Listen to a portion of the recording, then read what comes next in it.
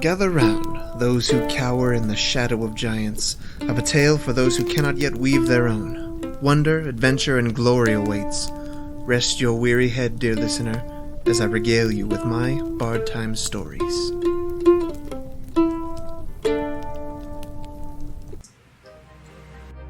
When last we left off, after following an underground path where Freya claimed a glowing, beating, heart-shaped red gemstone, and emerging through a secret passageway into an unrecognizable area of the Moonwilds, the party ran into Throck the Bugbear and Chunk the Grung, who then led them to a small logging village nearby called Taryn.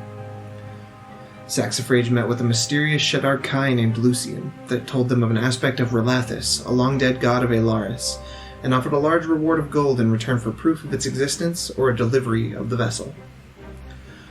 Lucian also informed the party of stories of the dead nearby unable to find rest and wandering from the town's cemetery.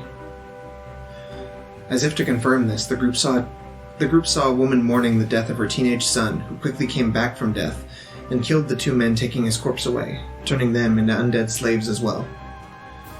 The party fought and killed two of the undead while Mialee harnessed the Wyldmother to frighten and turn the other into running off into the Moonwilds. The battle won, the boy's mother, enraged and saddened to watch his death once again, blamed Laverra's necromancy for his return, before calming down and telling the party of his life before his sudden death. He was sick, but had run off one night and returned obsessed with the ornate gilded armor that he now refused to take off, but began getting better until his sudden and unexpected turn for the worse. Giving chase to the undead creature that Mialee had turned away, the party then decided to split. One half continued the hunt, and the other half went to the cemetery. Saxifrage, Mialee, and Laverra eventually found and killed the undead creature who had run and walked at the expense of its own body and was all but falling apart in the sunlight. Meanwhile, Freya and Magnus found the tomb of the Taryn family and had a spiritual encounter with the ghost of the family's matron. After a few hours, the party reconnected at the tomb and began fully investigating, leading to Laverra falling through the floor into an underground tunnel while investigating a room with a yellowed and mummified corpse. The rest of the party started to notice that Freya was acting differently after Mistress Taryn vanished. Sax began hearing splashing from the underground canal. We pick up here now, as Sax just dropped a lit torch into the hole, quickly flashing in front of a skeletal figure in a furred robe with dry, stretched skin and a sharp silver crown. So, jumping perspectives a little bit, Freya, as you drift off to sleep, you soon find yourself in a dream. You're struggling for breath as black and gray clouds begin to choke out your lungs. Your vision begins to slowly grow hazy. You blink slowly and open your eyes, and the world comes into focus. You're in the tomb, but the interior is lit up by the torchlight. It looks new, still moving people in it. You see a body of a middle-aged man being lowered into one of the stone coffins laid out in the circle of this area. You instinctively reach out to him and try to call out his name, but your mouth feels like it's stuffed full of cobwebs and it is incredibly dry. No sound is able to escape you. But you recognize this body. You blink again, tears welling in your eyes, and your vision shifts. This time you find yourself at the top of the stairs in the tomb looking out at the cemetery. After a while it begins to rain, and you see two figures approaching. A young, teenage-looking boy and a very young tiefling girl, couldn't be more than 7 or 8. And behind them you see something looming in the distance. As they approach, you notice they're running, and they're being chased by a large, black, shadow-like cloud with glowing white eyes, just calmly walking after them. They rush through you, not feeling your presence or interacting with you at all as they run into the tomb, and you notice, turning to take a look at them, they're in such a hurry they're knocking over urns and vases in such a panicked state. Blinking again, your vision shifts again, and you see the young teenage boy and the young girl searching the coffins, still in a panic, just tears streaming down from both of their faces. You can see the fear in their eyes. You notice the young girl pulls from one of the coffins, the coffin you had seen before, the man being lowered into it, and she pulls out a dagger. And as the young teenage boy and her kind of push off the stone top of this coffin, they begin to strip the body of the armor that it's wearing, and you see the young boy clumsily put it on, just straps and pulling it as tight as possible, but it's just not fitting his kind of cramped and smaller frame. They look up at you. This time, it feels like they see you, and they jump back in fear, and you can see them kind of land and scurry in that embalming room, causing the floor to cave under them, and they tumble out of sight in the darkness below. You turn around and come face to face with that dark, shadowy figure that was stalking them as it materializes. Its visage becomes clearer and clearer as you inspect it, and you can see underneath a newly formed hood a familiar face, that of your older brother. What? Yeah, it's my older brother. It's Freya's older brother. Freya's older brother, Odie. Would you care to describe their face a little bit more in detail? Not Odie. Odie is also a tiefling? Yeah. Same, all my siblings. Same reddish skin as Freya? He has blue skin. Okay. All my siblings have different color skins. Odie has blue. Okay. Thorfall was orange and Doyle was green. Okay. So as soon as Odie's familiar face begins to reveal itself to you in this dream state, and you can see it's shown some age since the last you'd seen him, when you had last separated in your search and on your adventures. He's gathered a few more scars and is looking a little bit fuller in the beard. But that's when you wake up. Your mouth feels dry as dirt and gravel is just scratched and hoarse, like you've been screaming this entire time and your voice has just left you. Saxifrage, as you drop the torch down and illuminate this skeletal figure, you can see its gaze begin to slowly rise. The kind of already thin skin stretching and pulling across the bones even tighter as it looks up in your direction. Are you ducking back? Oh, yeah. Hiding? Okay. Totally. Go ahead and roll a stealth check for me, please. That's not great. That's a 9. Okay.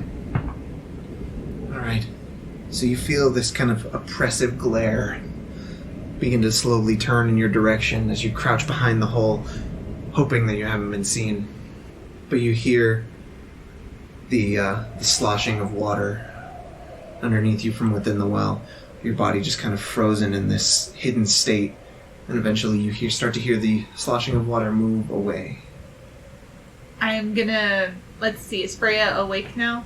Yeah. Yeah. Okay. I put a finger to my lips to indicate silence.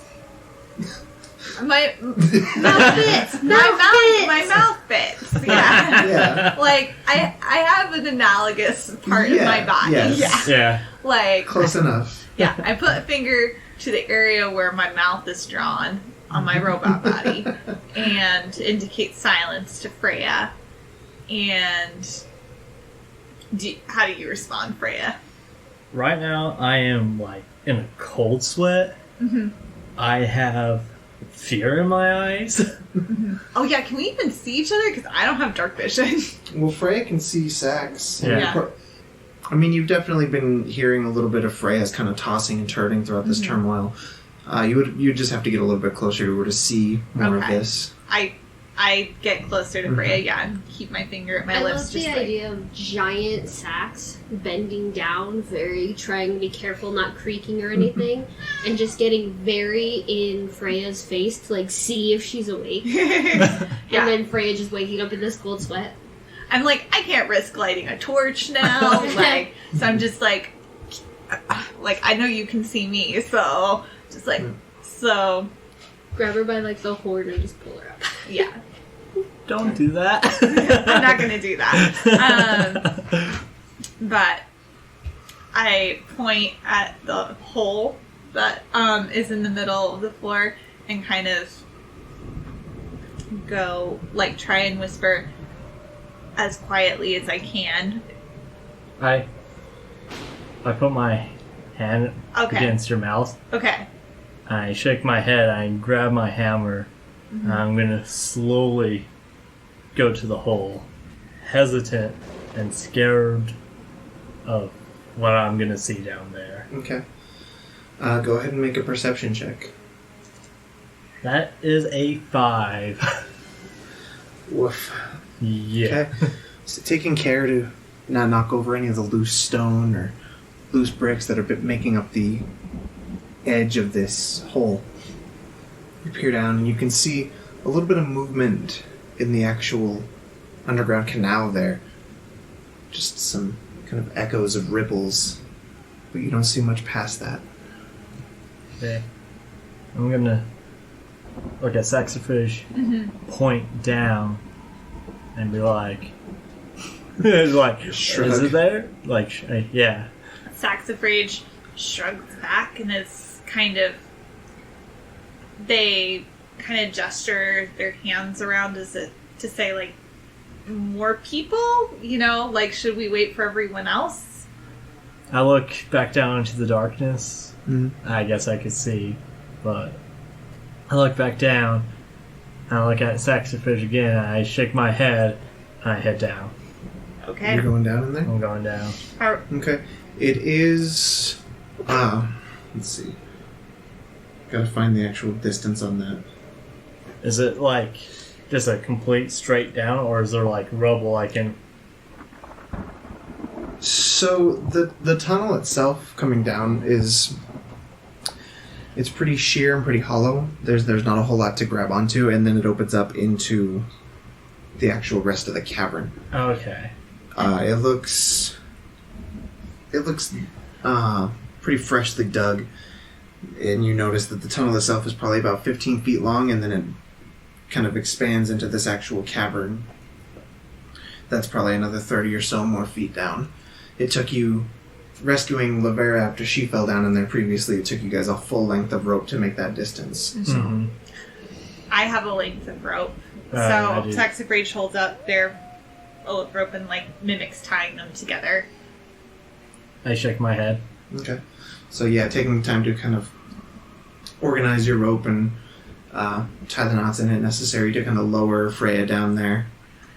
I'll have you make a strength check. Let's see. Also, I wanted to ask, can I tie it off and then follow Freya down? There's some stone pillars and stuff nearby that you think would be sturdy enough to do that with. Okay, cool. Do you want to just tie that off now then? Yeah. Okay. So tying it off to the actual pillars nearby, you're able to lower yourselves down, and both of you enter this this tunnel. The water in here is about knee high to the bottom, so you're just completely soaked in this. Now that you have a further kind of grasp of where you are within this cavern, you can see in one direction where the tunnel kind of curves around, and you actually lose sight of where it continues off into. And then one end goes maybe 300 feet into just pure darkness, even past your dark vision. Mm-hmm. Do I hear anything that sounds like movement besides me and Saxifrage? You hear the occasional dripping of water from other portions of the actual cavern. And you notice in parts of it, this actual cavern has stalactites and different things collecting water and dripping down into what essentially you manage to figure out is gray water, almost like a sewage system. Not necessarily that, but it is a lot of unclean water as it rushes through this area. It's not dookie water, but it's still gross. Yeah. Point of order question. Is there any kind of light source down here, or is this like cave dark where I'm going to need to light a torch? It is incredibly dark. You're not entirely lost, just because you've seen kind of flashes of it, and you've seen it a little bit with some light in there. So you have a little bit of a sense of where you are, but it is very, very dark. I look at Freya, and I get a torch out of my back, and I point at it. I'm like, I need this. I shake my head. Okay. I light the torch. Okay. I'm gonna like quietly be like, yeah, go ahead. Okay. Go ahead. The torch lights up, the flames dancing around, casting strange shadows in the cavern.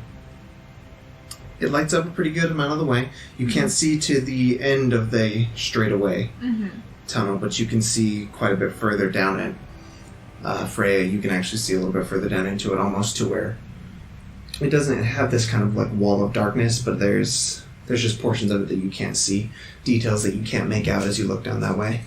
Okay. So,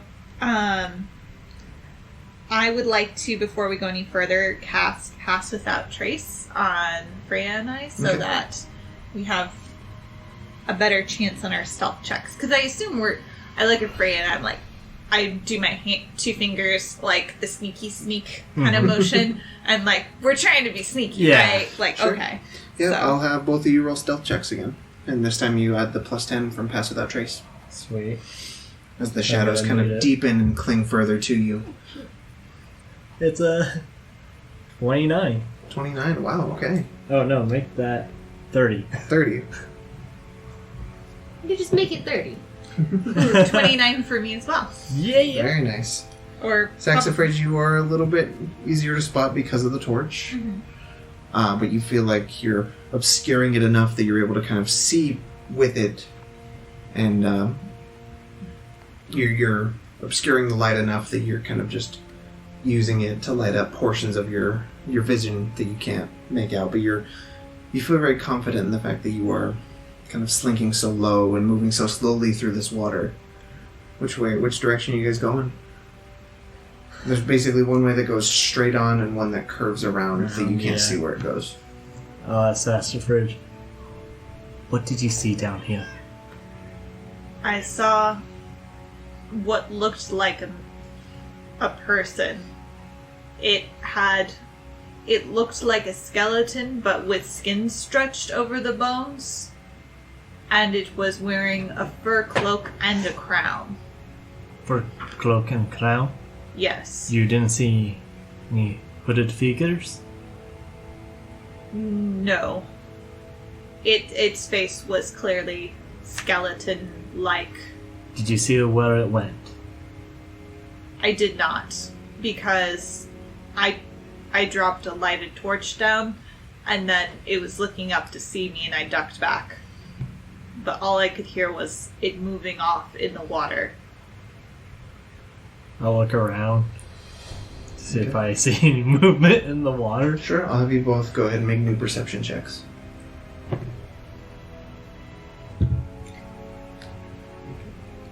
That is a 16. So Freya, you can actually see, using kind of the light that dances around Saxifrage's torch to illuminate certain portions of it, you're able to see a shape further down the way, the kind of straightaway path. It's hard to recognize at first, but you do see it moving. It just kind of looks like this black mass of shadow moving in the darkness. Is it like slowly moving, or? It doesn't seem to be moving towards you or away from you necessarily. It seems to be kind of almost digging through what looks like a pile of mud. Oh, okay. Yeah. Alright. Whatever it is, it looks like it's just kind of hunched over and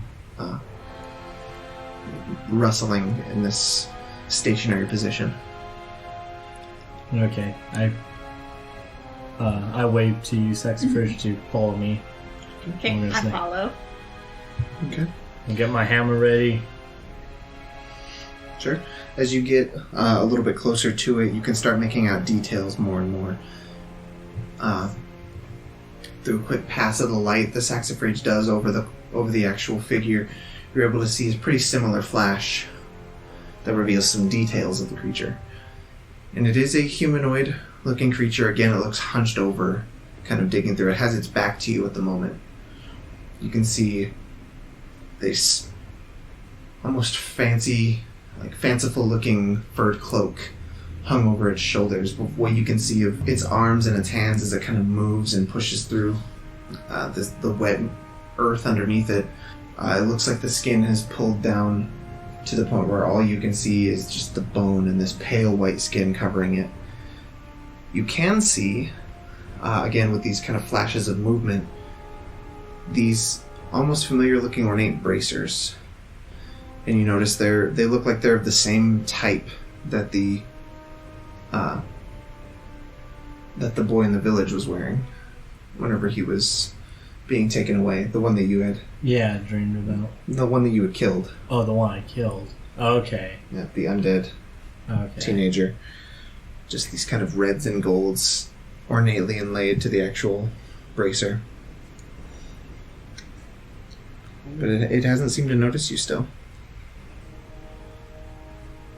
Like at Saxifrage, put my palm up in my fist and smack it together. And like point at the thing and shake my head. Yes. And I hold my hands up in kind of a shrug of, do we know for sure? But I'm like, I point at Freya and then I do the palm fist thing again. And if you do, and then I point myself at, I will also Okay. punch palm and fist.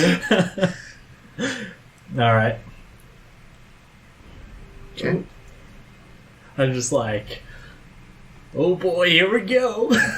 Like, kind of a little, not for sure, but what I'm about to do. Mm-hmm. So you raise up. I raise up my hammer and say, Without the torch, you're able to sneak up very, very close to it. You Uh-huh. can get within 5 feet of it if you wanted to. I'm actually going to keep my distance. Okay. Just at the ready with the weapon. Yeah, and yell out to him, what you doing? Show yourself. You see the creature move almost impossibly quickly as it shoots upright and stands to its full height, and it is about Saxifrage's height. And you can see the cloak kind of dragging in the water behind it. Kind of snaps its head around. It actually turns its head around its body without turning the body itself, just atop the vertebra on its back. And you can see the fully skeletal face, just pale white and shriveled down to the bone. And it looks at you with this kind of, these two kind of spheres of glowing white energy in its eye sockets. It cocks its jaw open a little bit. Who are you? I could ask you the same question, but I feel like this is your domain. I am. You see it kind of reach, again, very strangely, it reaches its hand into its own cloak. And as it turns its body to kind of realign with the actual head, you see it pull out this kind of sopping wet. It looks like a club, but you realize that the tip of it is actually the head of a torch. Oh. Is this yours? Saxifrage raises their hand and is like, yes. Illuminating this whole area in light, and you can see more of this creature. Again, ghostly pale. And you can see the cloak itself kind of tucked underneath and on its chest, and everywhere that you can see is just wearing this same kind of red and gold ornate looking armor. A similarly ornate red and gold sash around its waist. And you can see rings, just these silver kind of tarnished rings on every single finger of this creature. I after I raise my hand, I go, yes, I am sorry for littering in your home. Resting place. Resting place, tomb area. We were simply resting ourselves for a moment because we did not have a place to be at this time. Its bones crack and almost squeak as it bends its arm outward straight and holds the torch at you. I grab it. Thank you. Can't I ask you a few questions? Only if I can ask some of my own. I That's- feel that's fair. That's fair. That's fair, right? First question. Who are you? Both of you. I am Saxifrage. Name's Freya. You can call me Malaz. Alas. How do you spell that? MAL''AHZ. Thank you. I like to keep records of people we meet. Saxifrage pulls out their notebook and dutifully jots us down. Go ahead. Floor is open for questions. Alright, I guess the obvious one is, what are you doing down here, digging around? Searching for things.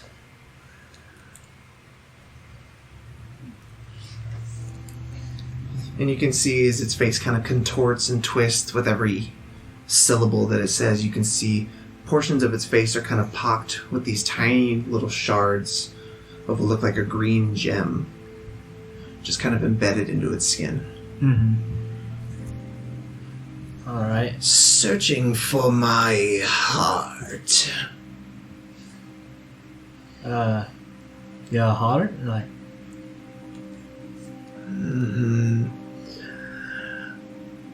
Something like it. Had one a long time ago.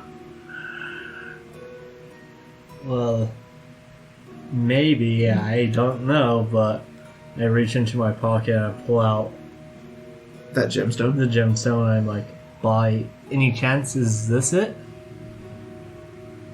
Kind of looks at it, reaches out one of its skeletal fingers and kind of caresses the front of it. And again, this is cut in the shape of like a Valentine heart. Not anatomically correct. Yeah. Its skeletal finger kind of scrapes the surface of it. Maybe. Why would you have it? I found it on a person's body in some tunnels that aren't here. Not No. near here. No, they are not connected. Unless you happen to be in a mining area recently. I don't remember. Well, I'm not much of the glamour type, so if you would like to have it. So generous. Is this why you're here? We are here because the dead are not resting when they should be in the graveyard above. We are trying to find out why. Do you happen to know anything about that? Maybe I do. Maybe not. See, I'm a little confused because that seems like a yes or no question. And I have only just met you. That is fair. Are you the kind to try and kill me outright? If I were to be involved? It depends how involved. You are, like, if you're, like, causing this with malicious intent? Yeah? Yeah. I think if we could not persuade someone to pursue other pastimes or productive uses of their talents, we probably would kill them. But I am for negotiation when possible. And plus, if we were gonna outright kill you, we would have already done it. Yeah, we sneaked up on you super good. So, you give me my heart, if that's what this is, and I stop bringing back the dead. What? Is this the bargain? Well, Yeah. is it? May I ask what happens when you get your heart back? Hold on. First, we should ask, why are you bringing the dead back to life? That is a good question. As I said, I'm searching for something. And I need assistance. Alright, I'll help you. It seems you might have brought what I need right to me. Alright, yes, I'll give it to you. So, is this the bargain? May I ask what family you were born in? Or were raised by? We do not know. Family. Alright, I have one more question for you. Did you by any chance see 2 children down here? Not 2. Not 2? Not 2. But 1. One young girl. Where did she go? And why do you want to know that? Just concerned. That is not part of the bargain. Okay, I'm just asking questions. I need to find... And I have said, we will stop disturbing the graves and raising the dead with that. And if you leave us alone. Pardon me. When you use we and us as plural, are you using them to indicate just yourself? Or do you have more than one person? Is there another of you? I think he's talking about the other dead people that's walking around. I have not seen others. We only saw the one upstairs that lives in the You tombs. have not looked close enough. We haven't had much time investigating, to be Also, honest. I've met a ghost. Yes, what was the ghost's name? I can't remember. She was a Taryn. I do know that. Let me... Yes, Remora. Remora Taryn. Do you know her? I do not. Names are a fleeting thing. Alright. What will you do once you have your heart back? Will you sleep? Maybe. Hard to know, really.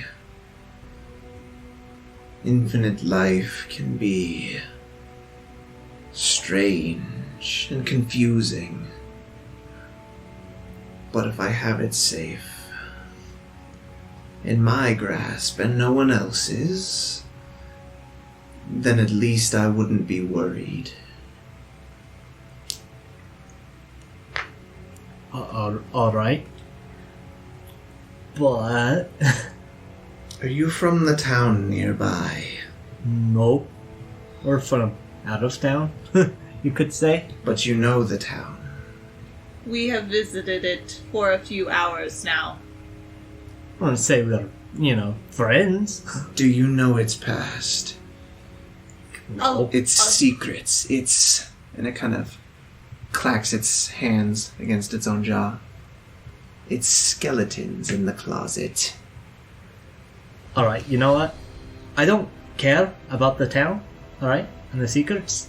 Could you just please tell me about the gutter? If you've seen her, where she went. Make a persuasion check. 17. Okay. She is safe. Past that, I don't see any reason to tell you. But she is safe. I need to find her. You can't. What do you mean I can't?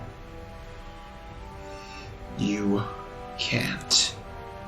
I need You are just like the one who put her down here in the first place.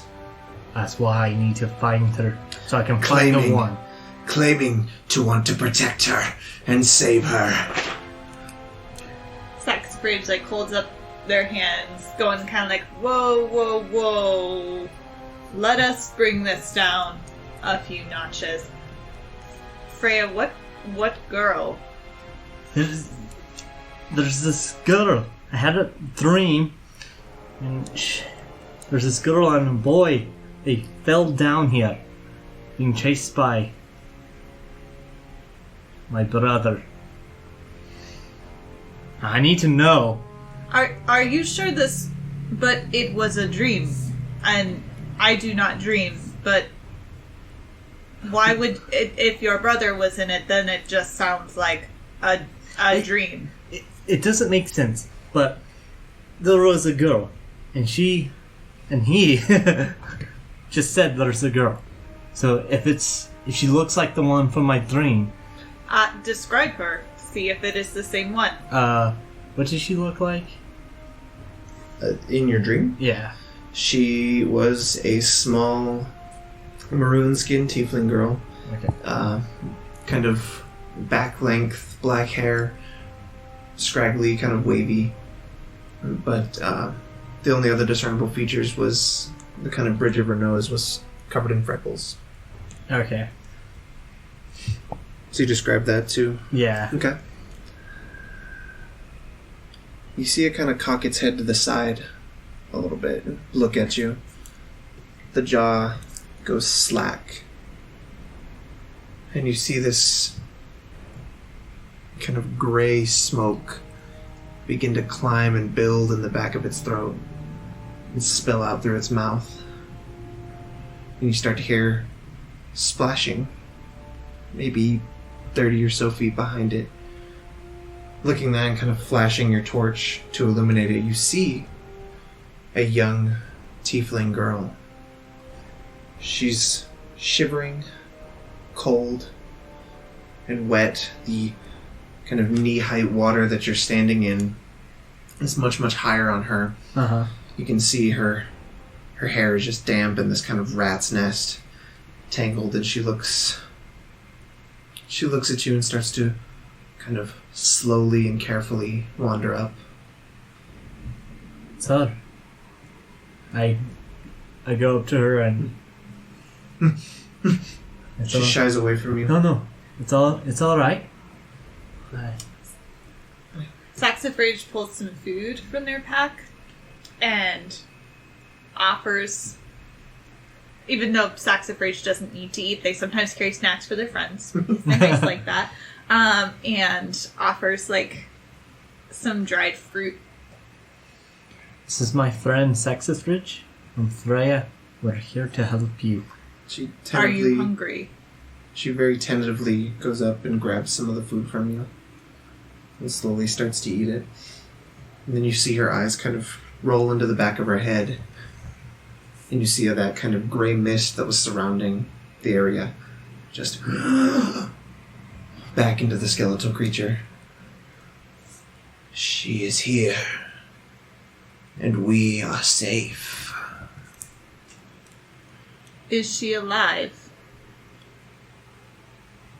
Yes. Are you alive? There is debate about me, but Freya is definitely alive. Here's your heart. Please stop raising the dead.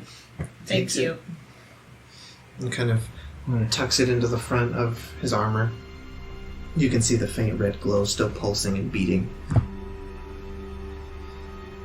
I turn back. Now you will leave. Or leave with the girl. You cannot take her. Why is that? Freya, I turn back to Malaz. Malaz, we do not wish to take her because she is a possession or because she is ours. My understanding, Freya, is that she would do better in the sun and with other living beings. And Living beings have done nothing but let her down. I won't. Make a persuasion check again? can I help?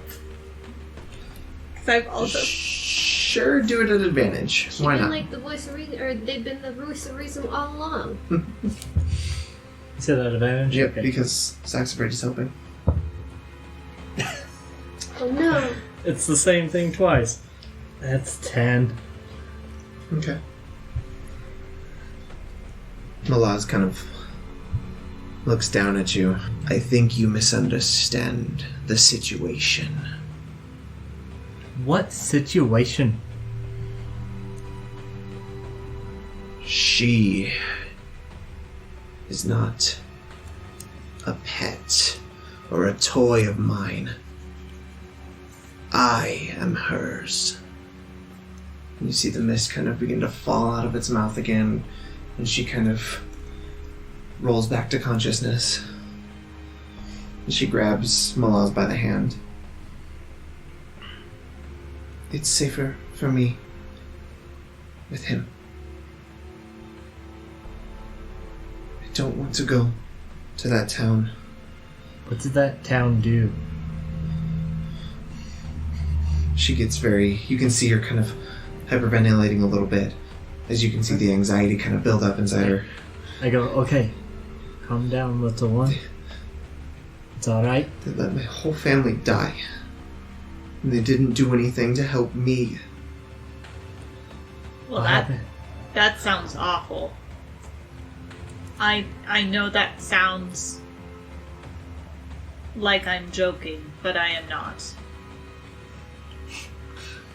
I give you a thumbs up, just leave the talking to me right now. Okay, yes, vocal intonations are very helpful. What happened to your family? Did the man in the black hood hurt them? I don't know. I don't know what you're talking about. But a family is supposed to be a mom and a dad. And sisters and brothers, people who care about you. But my dad left. My mom and I left town. And she was killed. I'm all alone. Until I started making my own friends. Are you saying you're the one who's raising the dead? Not on purpose, Well, but I think so.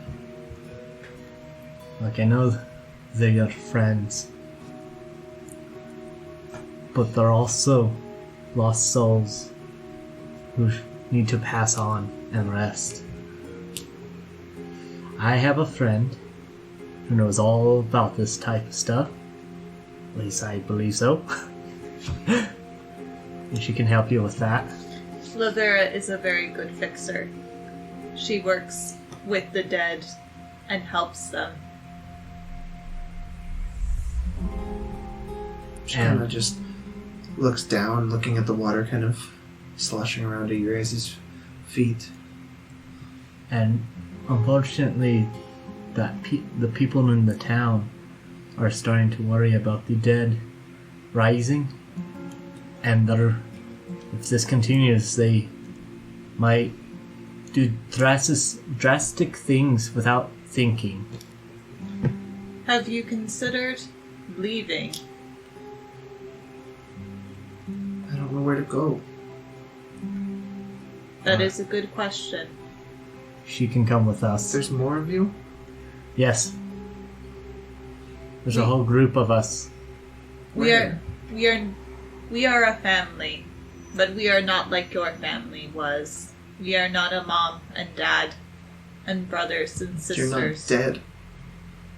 No, we are not. Look. I know what it's like to have a missing family. But if you just wander around by yourself, causing this sort of things, causing the dead to unrest, causing people to be afraid outside, it's only going to lead to more bad things. You should come with me. Us will protect you, take care of you.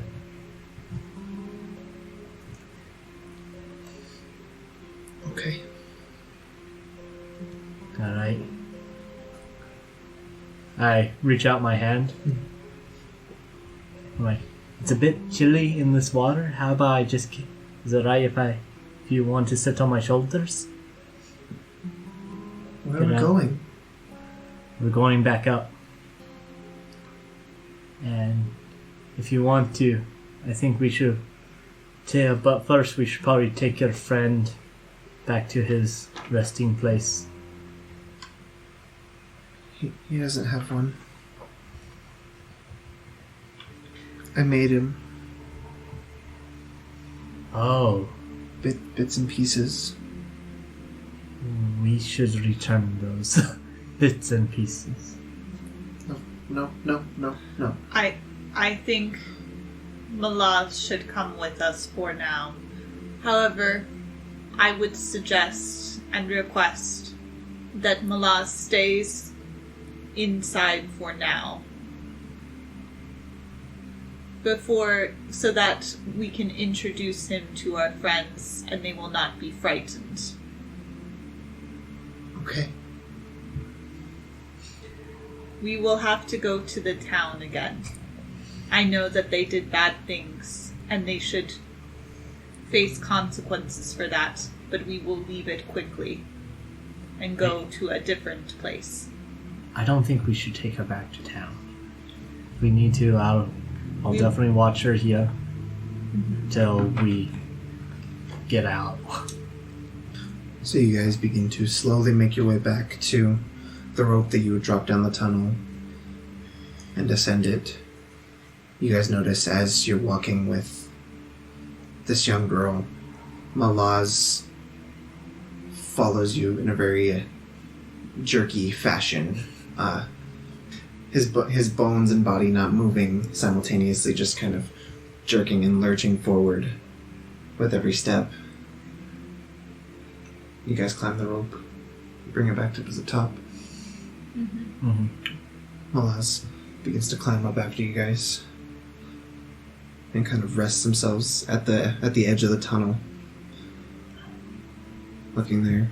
And you see the little girl turn to it, just kind of nod, and you see a bit of that gray mist escaping from its mouth kind of absorb back into it. I will stay here. What is your name, child? Elsie. It's a beautiful name, Elsie. Saxifrage and Freya, as you reach the main chamber of this tomb, you notice that the rest of the party has decided to reconvene down here and join you guys. And you are all met with the face of this young tiefling girl. Again, this back-length, kind of rat's nest of hair, dark red skin, and freckles along the bridge of her nose. Yeah, they've brought home another. Magnus, please say hello to our new friend Elsie. Hello, Elsie. You're here. Elsie, this is Magnus Tree. He is a tree. Hi. But he is a little tree right now. He will get big and strong one day so that he can help druids. Yeah, one day. More like a wee seed instead of a tree. Sapling. It's sapling. Oh, thank you. That is the word I was looking for. This is Laverra. This is the one I told you about. Laverra kind of gently waves her wing just a little bit, not to like scare her or anything. Laverra, she delves into the same stuff as you do. All right. If you could help her with that. Yeah. Just don't tell Mialee. Don't be so loud. Shh. Don't tell me what. Exactly. And this is Mialee. Mialee, this is our new friend Elsie. Hi. Oh, I love meeting new friends. I'm Mialee. Okay. Hi. Hi. She comes off strong, I know, but she has the biggest heart out of all of us. The rest of you guys do notice kind of pulling itself out of the hole in the embalming room is the larger skeletal form of Malaz. Everyone, please stay calm. This is Malaz. You can hear its Please bones do not attack them. crack and twist and pop as it pulls itself through, and it stands just kind of slumped over slightly, still slack-jawed, staring at the party. I look at Laverra. So this is her friend that she made. Interesting. Mia's trying so hard not to freak out right now because Sax said not to freak out. And Sax reaches over and, like, pats Mialee real hard on the... Not real hard, but, like, pats her on the back and is like, there. Please remain calm. I'm trying so hard. You are doing very good. I am very proud of you. See, Mia, you just have to care less. Care less. Because, they're gonna do this again and again and again. And then Laverra, she's gonna start talking to that imaginary cat, and then she might do it. Like, Mialee, would you care to step outside for a moment? And we can talk. That might be best, actually. So you guys ascend and head out of the tomb. Just not completely out of the tomb, but just like in an adjoining chamber Okay. or the hallway, just so I can try and like explain this. Sure, there's the without- entrance Yeah. at the top of the stairs, Yeah, for sure. just somewhere where Mia can take some deep breaths. You guys do see the morning sun. As you approach the entrance, it's peering over the horizon just a bit. You can see this kind of wash of golden orange color. Deep breaths, Mialee. I am given to understand that helps. It kinda does. So, Mialee, I know that the Wyldmother does not like necromancy. But I also don't like necromancy. It's gross. I know. But the thing you need to understand, Mialee, is that little girl in there has been very scared and alone for a long time. Her family died, and in the dark, with no one to help her, she decided to make herself a friend named Malaz. She does not understand, I think, what she is doing. And she has been the one responsible for raising the dead. Not on purpose. Again, she is a child who does not understand what she is doing. So we must try to be patient and to help her. So she's all alone? Yes. She lost her Oh. family. I told her we would be her new one. Oh, I know what that's like.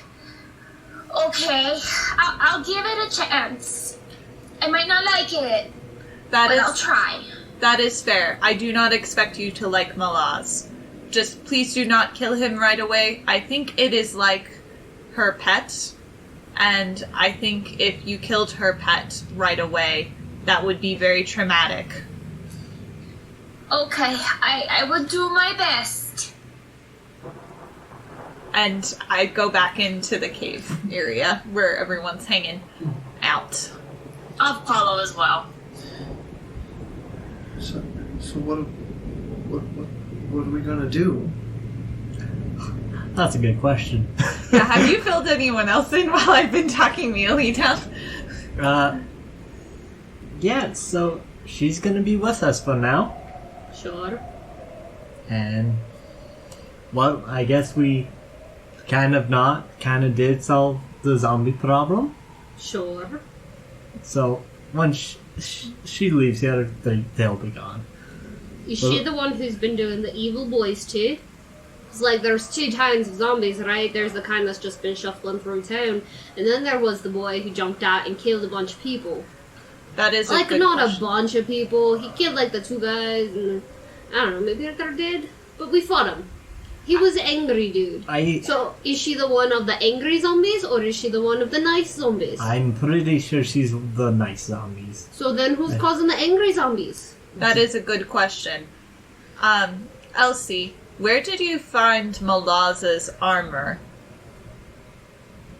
And I look significantly at the others and kind of like point at Malaz's armor and be like, what?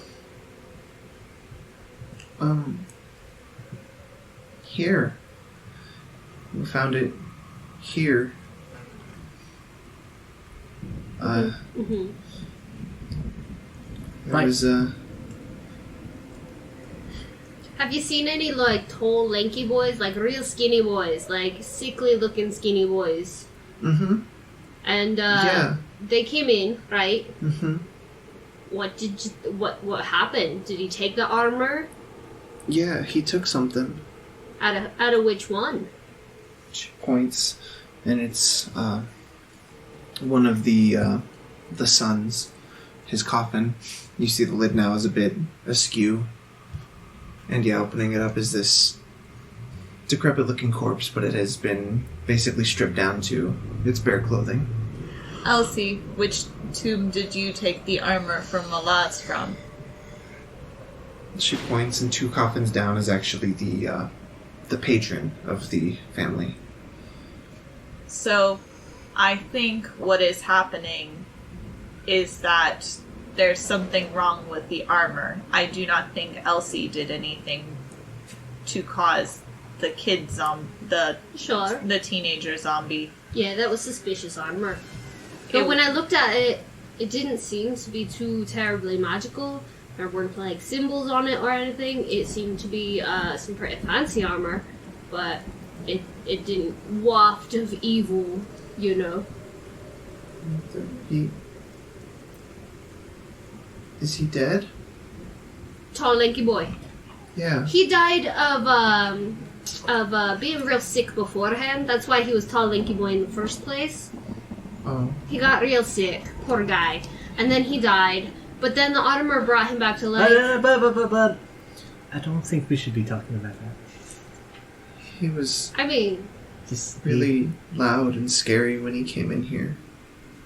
I didn't know what he was yelling about. he was yelling. Or is he? Yeah. Did you understand anything he said? Yeah. I don't know. I don't know. It scared me and I hid. And he fell through there. And she points through the hole with the armor.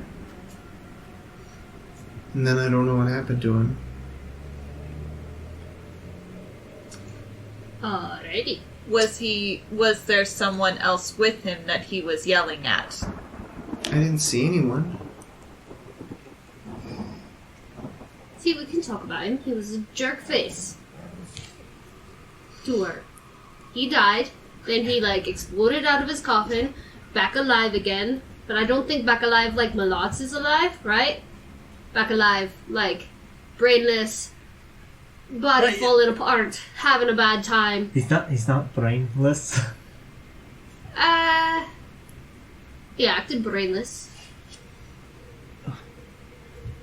He's like had that one drive, right? Like my lads over here can hold a conversation, I assume, right? The slack-jawed zombie just stares. That's helpful. That's real helpful. Anyways, like had one drive. That drive was to do a murder. We tried to stop him. We did stop him. And the other boys tried to do a murder. But I don't think you're the one doing that, right? Elsie kind of shrugs. Saxifrage looks down at their feet and looks at Freya's feet. And it's like, was it something in the water?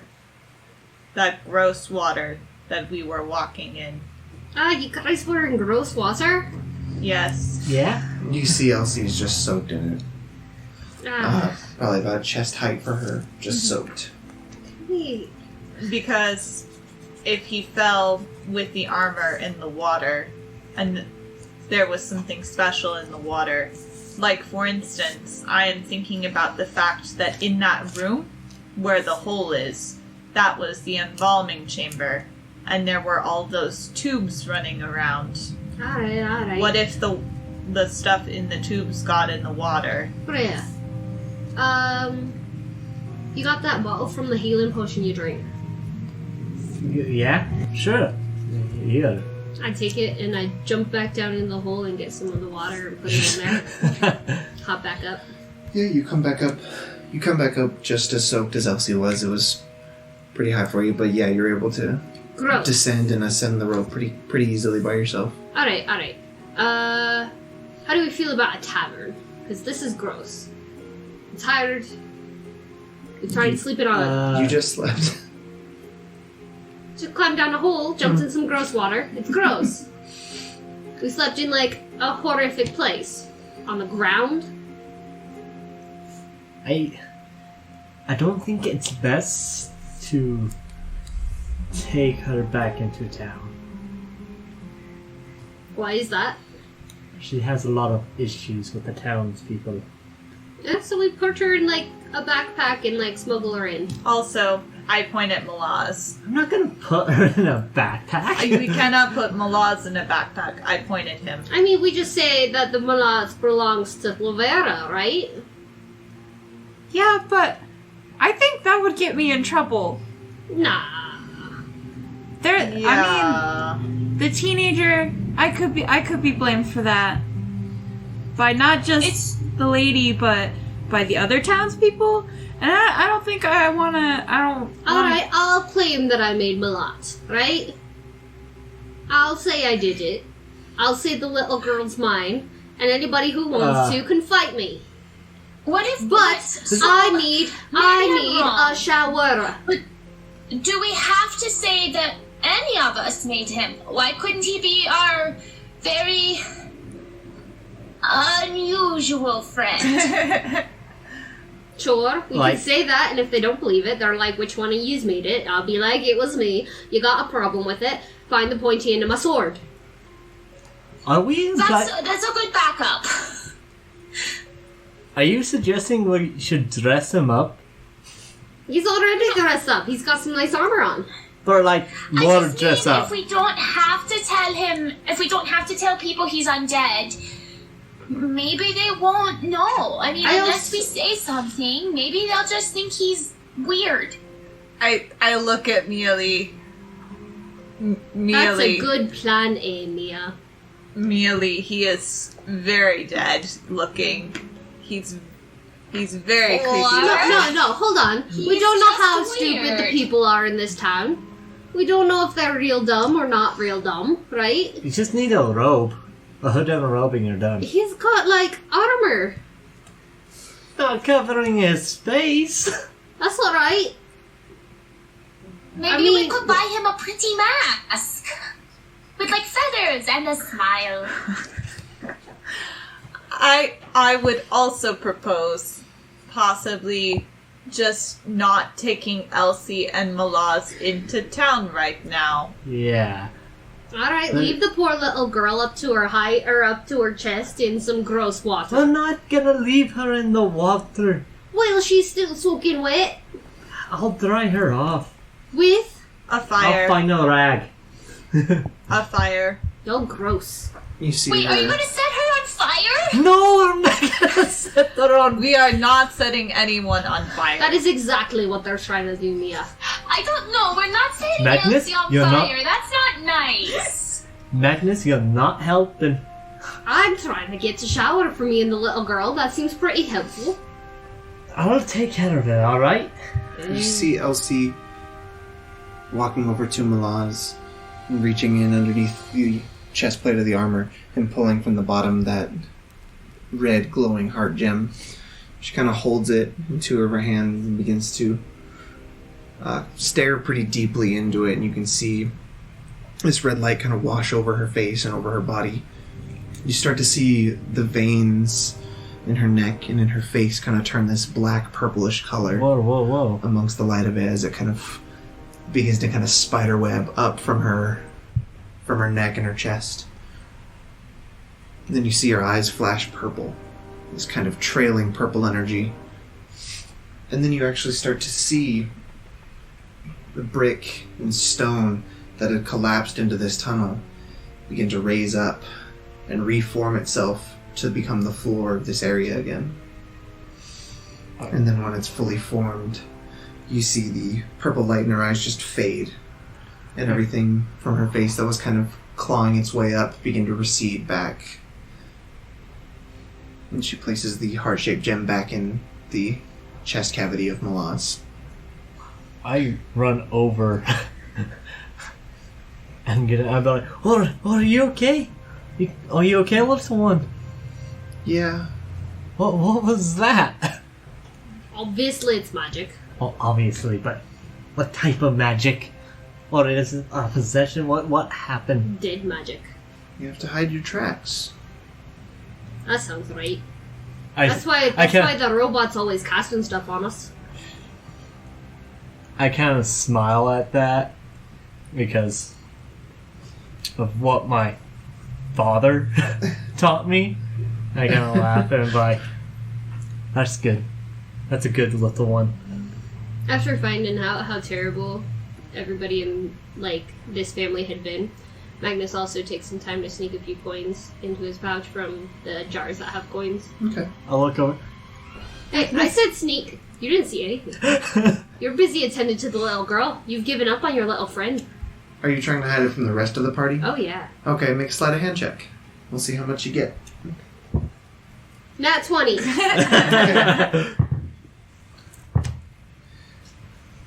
You get about 24 gold pieces. Woohoo. Yeah, they were a bad family. They don't deserve Pretty it. quickly from all the offering plates and urns that are still intact. Okay, also, all the clothing the zombie's wearing, is there anything that's sticking out to me? We'll get to it. Yes, because he's wearing a pretty unusual cloak and a crown. So, Elsie, how did you make Malaz when you made him? There was lots of pieces. I found the ones I liked. The ones that still felt real. And I put them together. Did you put them together inside of the armor, or did the armor come later? I built them, and then we found this place.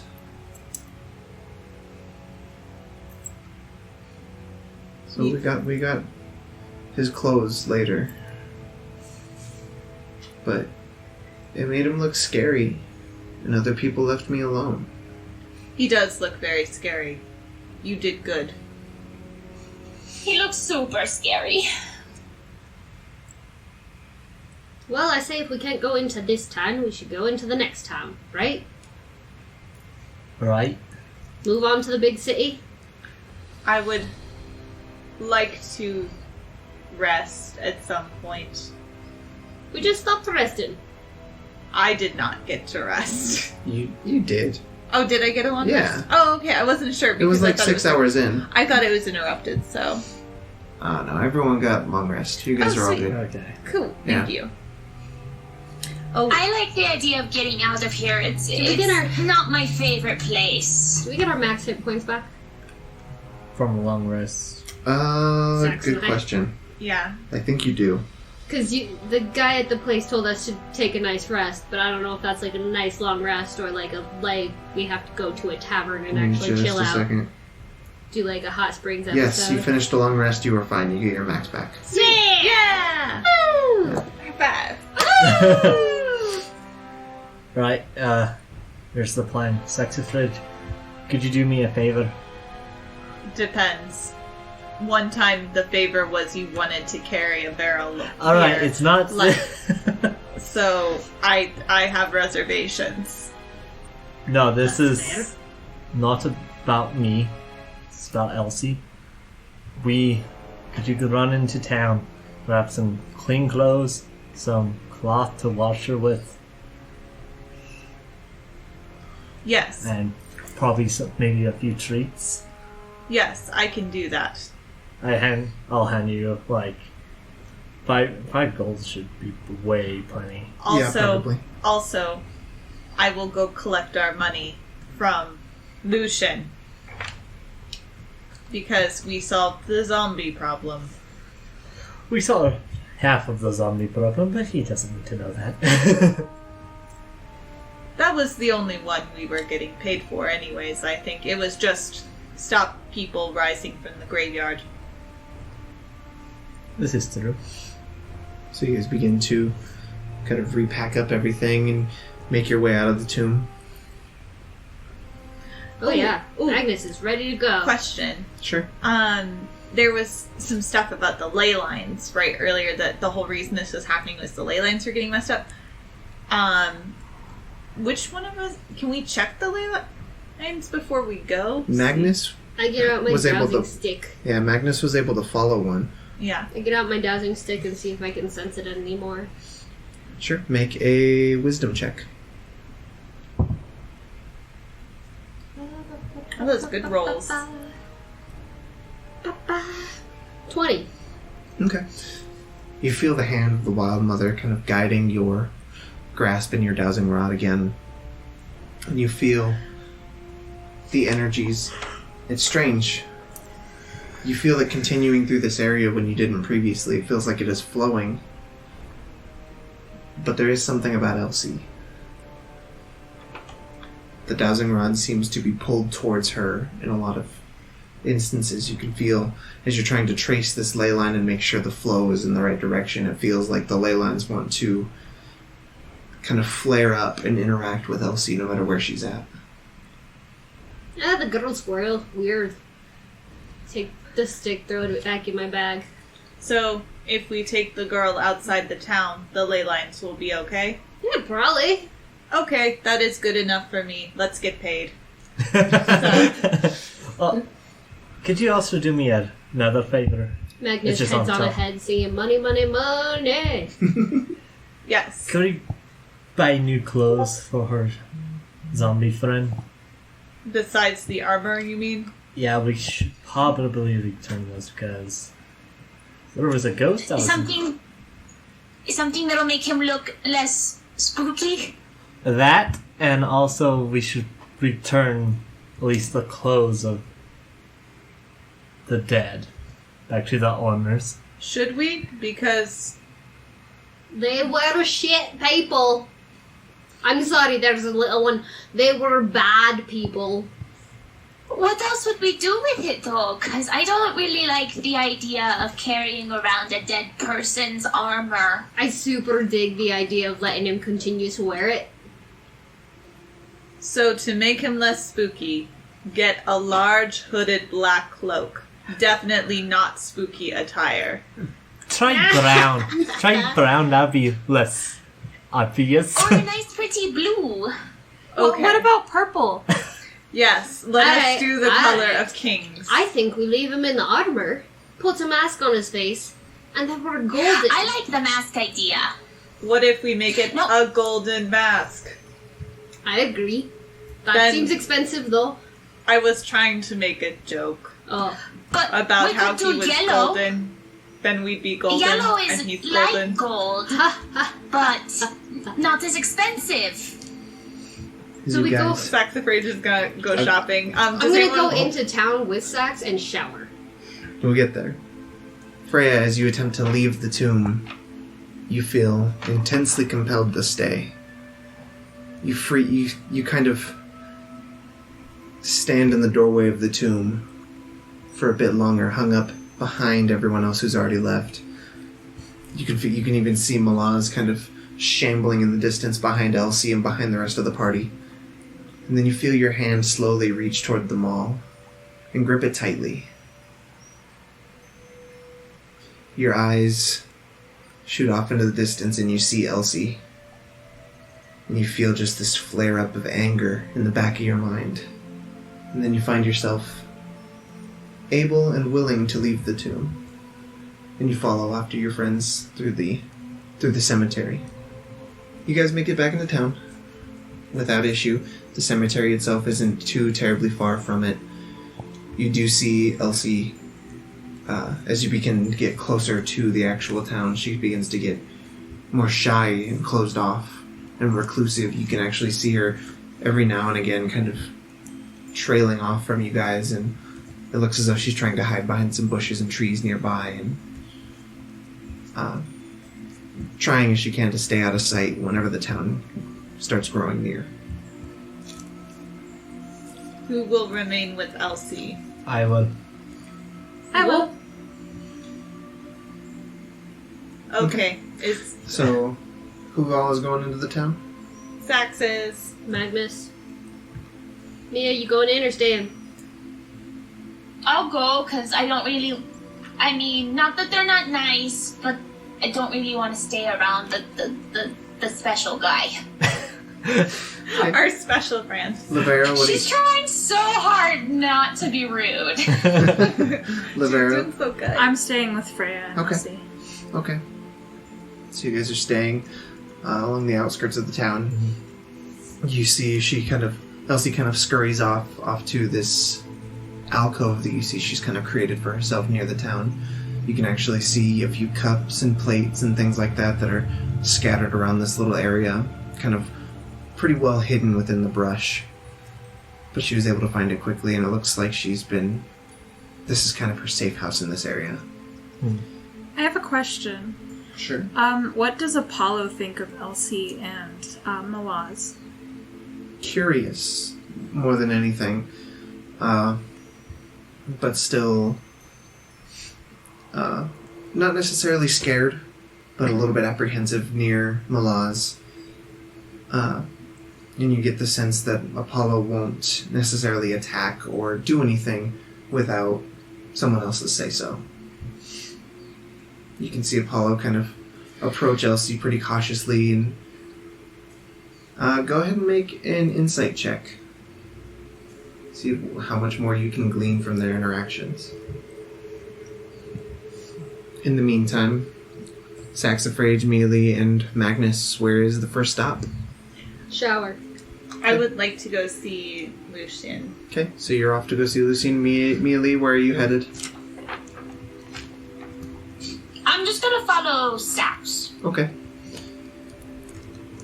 So you head off to the darker, kind of blacked out building, while Magnus splits off and goes basically across the road to the tavern.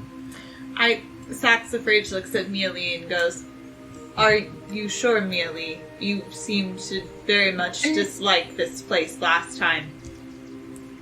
You're right. You're right. I'll wait outside, and you can whistle if you need help. Okay. Can Saxifrage whistle? I think Saxifrage can do a really high-pitched sound that approximates a whistle. Okay. It's like, it's not quite right. Mia's got big ears. She can pick it up. Yeah. Okay. So Magnus, you head into the tavern. You see an early morning crowd. You don't see Throck or Chunk anywhere, but you do see the eye-patched man that with the red sash for an eye patch just kind of sat at the bar, already pounding some pretty heavy-looking ale. And you do see Rosa behind the counter. Headed up to your room. Yeah. We'll probably not be back, so I'll pay the tab here after I use the shower. Sounds good. Were you not there last night? Totally was there. I'm little. I just didn't see hide nor hair from the rest of your friends. Oh, no. They were out, partying, living it up, dancing under the moonlight. Things young people do. I'm too old for that. Very tired. Rumor has it that you were to help us with our problems with the undead. How did that go? It went fine. Should stop now. Should be all good. Should be super duper. Sounds good. Yeah. Where was the problem? Oh, you see the ley lines, they move this way and that way, and then I took my stick, I take my stick out and I wave around, this way and that way, this way and that way. And I took the stick, right, and it went this way and that way.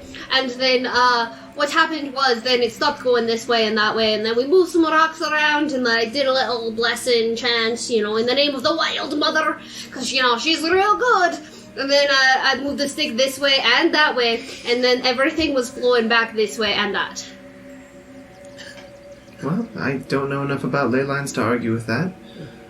But as long as things are going well again, we've had our fair share of tragedy in this town before, so hopefully things will return back to some semblance of normal. Hopefully, it'll be super. Hopefully. So you head upstairs and bathe Shower, yourself. Pack up anything that might have been left. Pay the tab. Okay. Which is the tab. Total would be 5 gold. Okay. After all the drinks and breakfasts and everything. Yep. I take any rations she offers and head out. Sure. Thank you so much. Glad you had fun with Freya that first night, though. She's a rolling stone. I don't know if we'll be back, and how they sow their wild oats, those young people. It'd be a shame. I'd love to see her again. Yeah. Roll out up there. Okay. Yeah, Jared kind of gives you a tip of the mug. But as you leave, Saxifrage, you enter Lucian's again. So, traveler, what became of the situation? You were right. The ley lines were messed up pretty bad. So, I do not exactly understand what happened, but Laverra, who is our necromancer, did some stuff that seemed to sort it out. Make a deception check.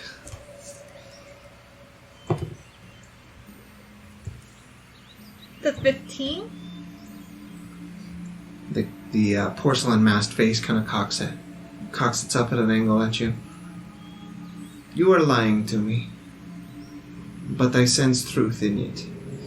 You did solve the problem, in some way. That is correct. The problem has been resolved. Kind of floating from this dark ether that is the interior of this building is this small satchel of gold. They toss it at you. Do you seek the aspect of Relathis for me? Well, how many days has it been since you asked me to do that? Like 2? More or less. Yeah, we haven't had time yet. We were sorting out the graveyard thing first. I am asking for the future. Oh, yes. We have discussed it at a party. We are thinking that if it is convenient, we will try to check it out. God's willing it is convenient for you. It seems like it would be very interesting and very dangerous. Is there anything else you wish of me? I have no further work for you. Not at this time, thank you. As the porcelain mask kind of slinks back into the darkness, you hear a hastily muttered prayer in... do you speak Sylvan? I believe I do, actually, because I'm a druid. Okay. Yeah, I do. Okay. It is a blessing for the Raven from the Raven Queen. So who is the blessing addressed towards? You. Oh, nice. I reply in Sylvan. Thank you. No response as you leave the building. Magnus, while you're kind of out and about in the area waiting for Saxifrage and kind of gathering things up from some of the local vendors and stalls, you do hear a bit of a commotion from the tree line. And you see the two dwarves you had ran into the day or 2 days before in the tavern that you had the tavern brawl with. The dwarf male and woman kind of come rushing out of the forest and bursting onto the main thoroughfare. You! Yeah. You know about trees. Yeah. You want to take a look at these? Sure. I follow. Yeah, they bring you back to... I leave like a note on like the door Okay. of the place and hope Sax finds it. Well, Mialee's out there, you can tell her. Mia, I'm going that way. Wait, if Sax comes out, tell her I went that way, and that I'll catch up with the party when I'm done, yeah? Okay, we could also go that way and follow you. Nah, it's tree stuff. It's tree business. I love trees. It's my tree business. Okay. So you follow... I'll let Saxifrage know. Thank you. So you follow this, these two dwarves that are just kind of rushing off to this grove. These are the ones we were supposed to cut. Yeah. Look! And as you look at them, the trees themselves have grown very desiccated, almost from the root up.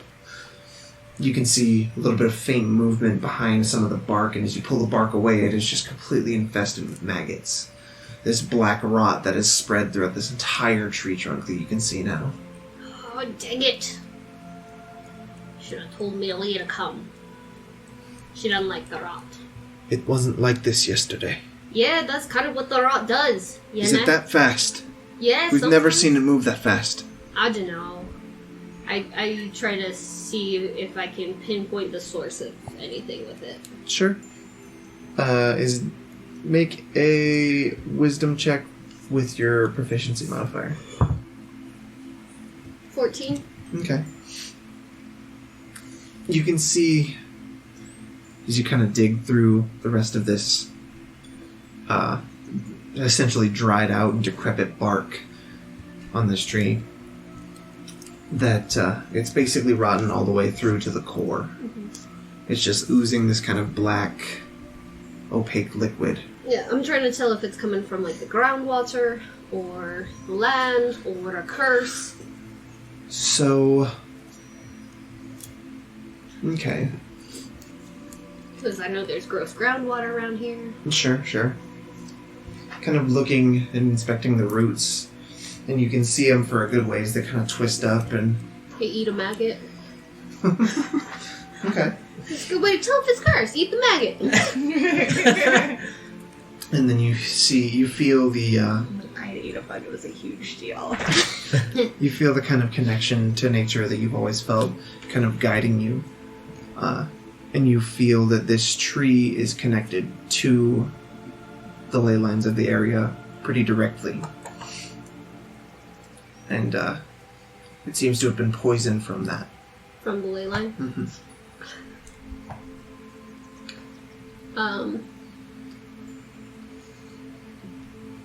Can I feel the ley line reaching out further to other trees in this area?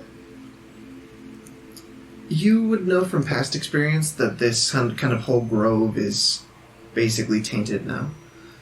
This whole kind of area is going to begin to die pretty rapidly, even if it wasn't of magic origin before, just the way how quickly this rot does move. Within the next few days, this kind of next almost acre plot would be compromised. Okay. Is there any way that I know of that I can stop it?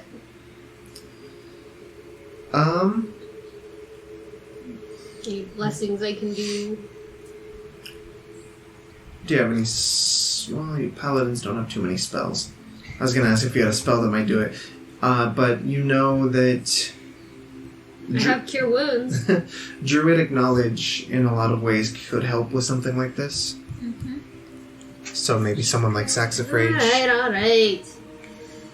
I go back to town and find Sax and Freya and bring them here. Sure. Does easy enough. Freya still have the speaking stone? Sending stone? Sending stone? I should. I mean, you could have given it to her, yeah, just... Okay. However... I send a message to Freya like, this is gonna take a minute. What's going on? And that's all that could be said. Yep. You can only send one message forward and one message back. Yep. Done. For a whole day. Usually you'll want to convey more information, but yeah, those stones are done for the day. Peace. I'm just waiting. Yeah. They left you on red.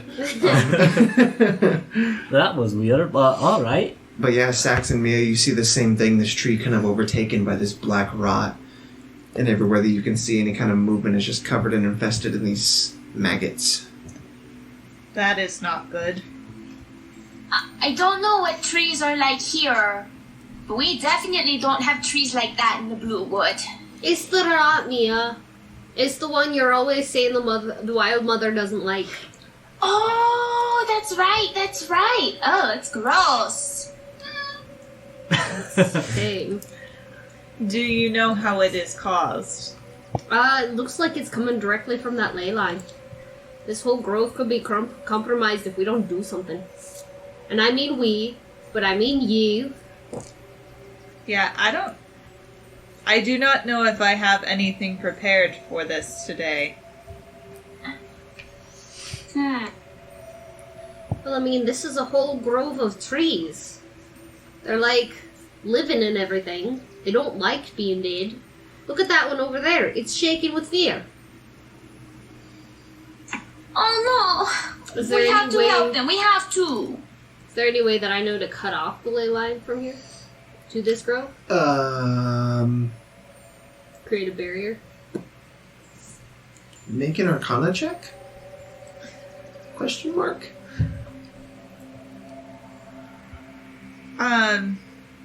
10?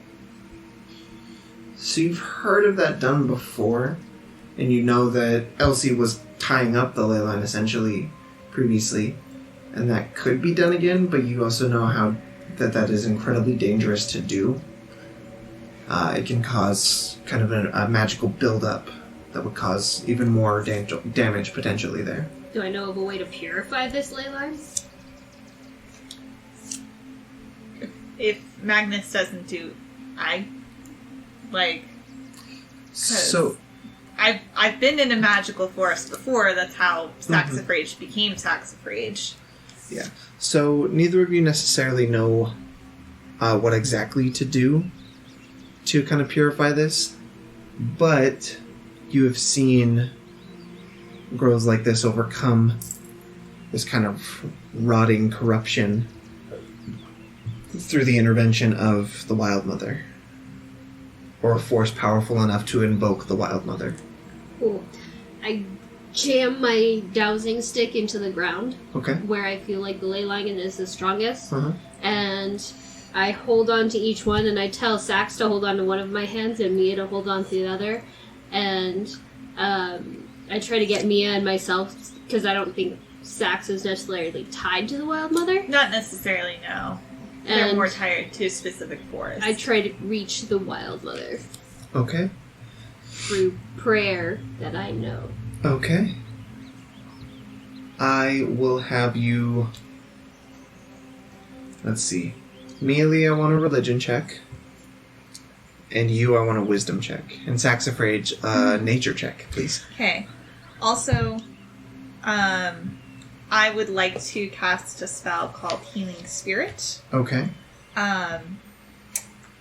It is a nature spirit that appears in the form of either a beast or a fae to soothe the wounded. I feel like that's appropriate. Okay.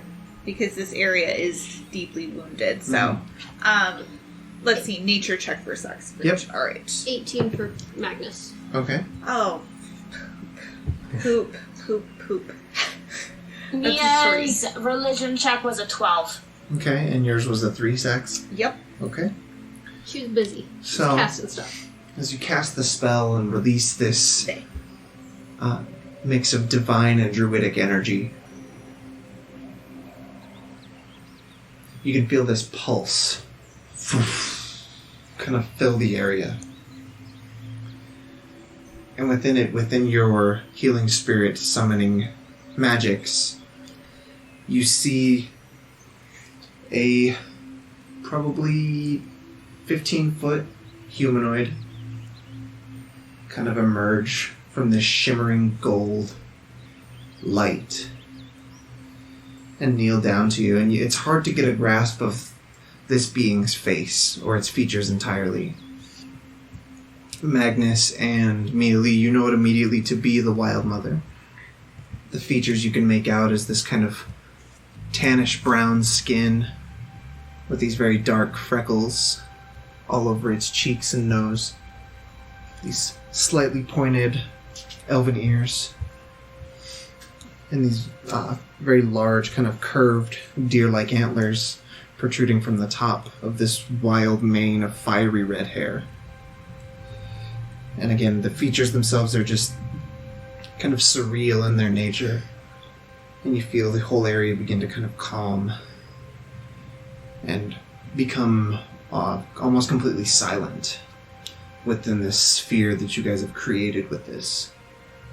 And without moving, without even a voice, you feel just the presence of this sensation, this calming nature. And you see this golden light trail off from this being's fingertips up into the roots of this tree as they kind of spiral up the trunk. And for a second, you see the autumn leaves just kind of puff up and turn this vibrant shade of green. And then as the magic falls down, you see them return to their kind of golden browns and oranges of the fall colors. The spiraling energy untwists itself around the rest of the tree and back into the form of Melora as she stands up to her full height again. And then in a blink, it's all gone. You're back in the regular woods. This kind of ethereal plane that you had seen before is just merged with the material. And you see the tree begin to slowly sprout new buds off the side of the trunk. And you can see some of the color has returned to the actual trunk itself. It is no longer this desiccated gray, but some vibrant browns and greens have kind of seeped its way into the bark. How does the ley line feel? Does it still feel tainted? It doesn't feel cleansed. It feels... If formless magical energy can feel confused, it feels confused. Okay. I start shifting things around, like shifting rocks and like moving things into different arcane shapes and religious shapes. Sure. To see if I can kind of help this branch of the ley line feel like what it's supposed to do for this grove in a positive way. Sure. You help as much as you can, and it feels like it returns as best as possible to its previous form, but damage done to a ley line can continue regardless. Mm-hmm. The kind of magical forces that keep things flowing can be stopped and stopped permanently. Luckily, it doesn't seem to be that's the case here, but it seems that this could fall victim to more corruption as time passes. Okay. So, you've done pretty much all you think you can here, and you can see the corruption is quelled for the most part right now. I point to the dwarf couple. You! Yeah. You see what happened there? Yeah? No. Power of the Wyldmother, look at the tree. How did you... Thank you. Power of the Wyldmother, you don't cut down that tree. That tree is blessed. It will help protect this whole grove, okay? Other trees? Sure. That tree, you don't touch. Okay. Okay. Okay. Other ones, though. I need you to be responsible. Are you responsible? Are you responsible? No! Who is? And he points to the female dwarf. Are you responsible? Yeah, sure. Can you help her be responsible? Him. I'm talking to him. Oh, gotcha. Yeah. Cool. You see these shapes? Yeah, As things run through this wood, as things happen, these shapes might go away, right? sure. Yeah, you're gonna put them back. Okay. Okay. So I want you to take a sketchbook. Yeah? Okay. Sketch what it's supposed to look like. Okay. Yeah? Yeah. Yeah. And I look at the lady. Yeah? Yeah. Cool. And you're gonna put it here, and you're gonna do this every month on the full moon. Yeah? Okay. Every month. Yeah. You want the whole grove to die? No. Then. Okay. Okay. Alright. Now thank Sax. They kind of meekly wave. Thank you. Now thank Mia. Thank you. You're welcome. Alright. I point to both of them, Sax and Mia, and I twirl my finger in the air and point out and roll out. They're waiting for us. I was not helpful with the message storm. Can I walk instead of roll? Yeah, I suppose. Okay, cool. Cause I don't really want to roll in the grass. Yeah, sure. Also, we still need to get, stuff. Yeah, the town is that way, and then the other people are on the other side of the town, so we gotta go that way anyway. With that, we will go ahead and take a break. We hope you're enjoying the show so far, and if you would, please go ahead and give us a follow on all social medias, Twitter, Instagram, Facebook, Tumblr, all the places so that we can always be in contact with you. And thank you again for listening. And now, on with the show. So as Mialee, Saxifrage, and Magnus kind of rejoin the town area, begin their search for clothing and different things, wares, and preparing for the rest of the trip. Laverra, what was that insight check I had you roll a long time ago? It was an 11. Okay. So, Apollo is wary of Elsie and Malaz. Not inherently trying to growl at them or anything like that. He doesn't seem aggressive towards them, but is very curious. And you see when he gets close to Elsie, he doesn't seem to be doing so in a way where he would want to be pet by her or anything like that, but is more just kind of smelling and getting a feel for her, kind of her whole essence. And he seems very curious more than anything. You guys just wait in that kind of alcove that she has set up with her? Uh-huh. Okay. Yeah. I'll also... Did she have, little cups and stuff like that? Yeah, she had some small wooden cups and wooden bowls that... It's hard to tell if she made them or stole them from somewhere, probably out of some kind of refuse. I go up to her and I'm like, oh, are these your cups? Yeah. The town's not all bad. Well, do some of them give it to you, or...? There's a lady in that big building, and she points, and you can see it's actually the tavern. I've asked her for some stuff, some help, before, and she helped me. So she seems nice. Yeah, she does, doesn't she? I met her. Freya, Yes? have you ever fought a troll? A troll?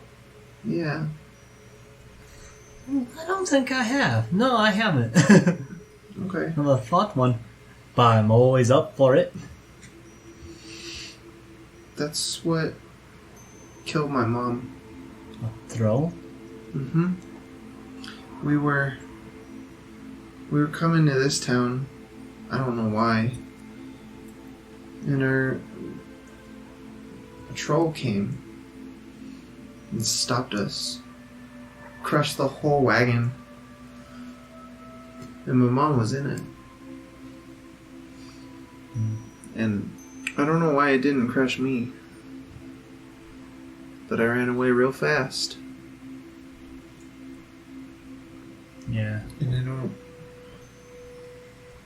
Thralls can be nasty beasts. I never tried to bring her back. Oh, Elsie. You know, it's hard losing people you love that cared for you. But it's also not right to raise them. Because Yeah, but... sometimes if you do stuff like that, they don't come back as themselves. Yeah. I don't know. I just couldn't... I couldn't do this before. I couldn't bring anybody back, and now I can, and I think I'm afraid of bringing her back, because I don't think it'll be the same. Look, all that matters right now is... Do you remember her well? Right? Sorta. Tell me some of the happy memories. What did you two do to have, like, fun? She made this for me, and she kind of tugs on her soaked and dirty, kind of disgusting looking dress. Uh-huh. She made this for me before we moved. It's a lovely dress you have. See, when people move on, they never really die. The things that keep them alive are the memories we have of them, the good times. Yeah. As long as we remember the good times, they'll always be with us, watching over us. Yeah. That sounds right. Magnus wanders up, I imagine, by this point. Yeah, probably. Yeah, unless they die in a horrific way, like, I don't know, crushed by a troll. What? I'm just kidding, right? And I, like, nudge the little girl. She's just emotionless. Sure. Agnes, Yeah.